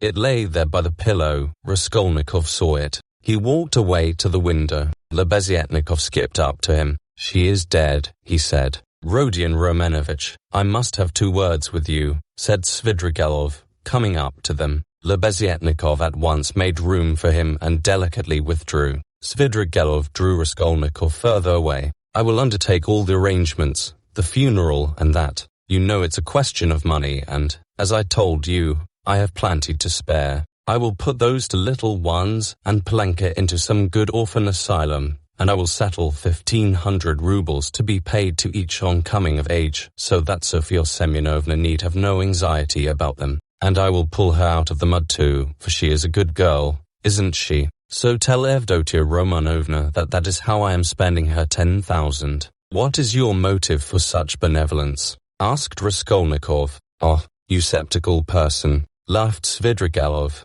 I told you I had no need of that money. Won't you admit that it's simply done from humanity? She wasn't a louse, you know. He pointed to the corner where the dead woman lay. Was she, like some old pawnbroker woman? Come, you'll agree. Is Luzhin to go on living and doing wicked things, or is she to die? And if I didn't help them, Palenka would go the same way. He said this with an air of a sort of gay winking slyness, keeping his eyes fixed on Raskolnikov, who turned white and cold, hearing his own phrases spoken to Sonia. He quickly stepped back and looked wildly at Svidrigailov. How do you know? He whispered, hardly able to breathe. Why, I lodge here at Madame Reslich's, the other side of the wall. Here is Kapanomov, and there lives Madame Reslich, an old and devoted friend of mine. I am a neighbor. You? Yes, continued Svidrigailov, shaking with laughter. I assure you on my honor, dear Rodion Romanovich, that you have interested me enormously. I told you we should become friends. I foretold it.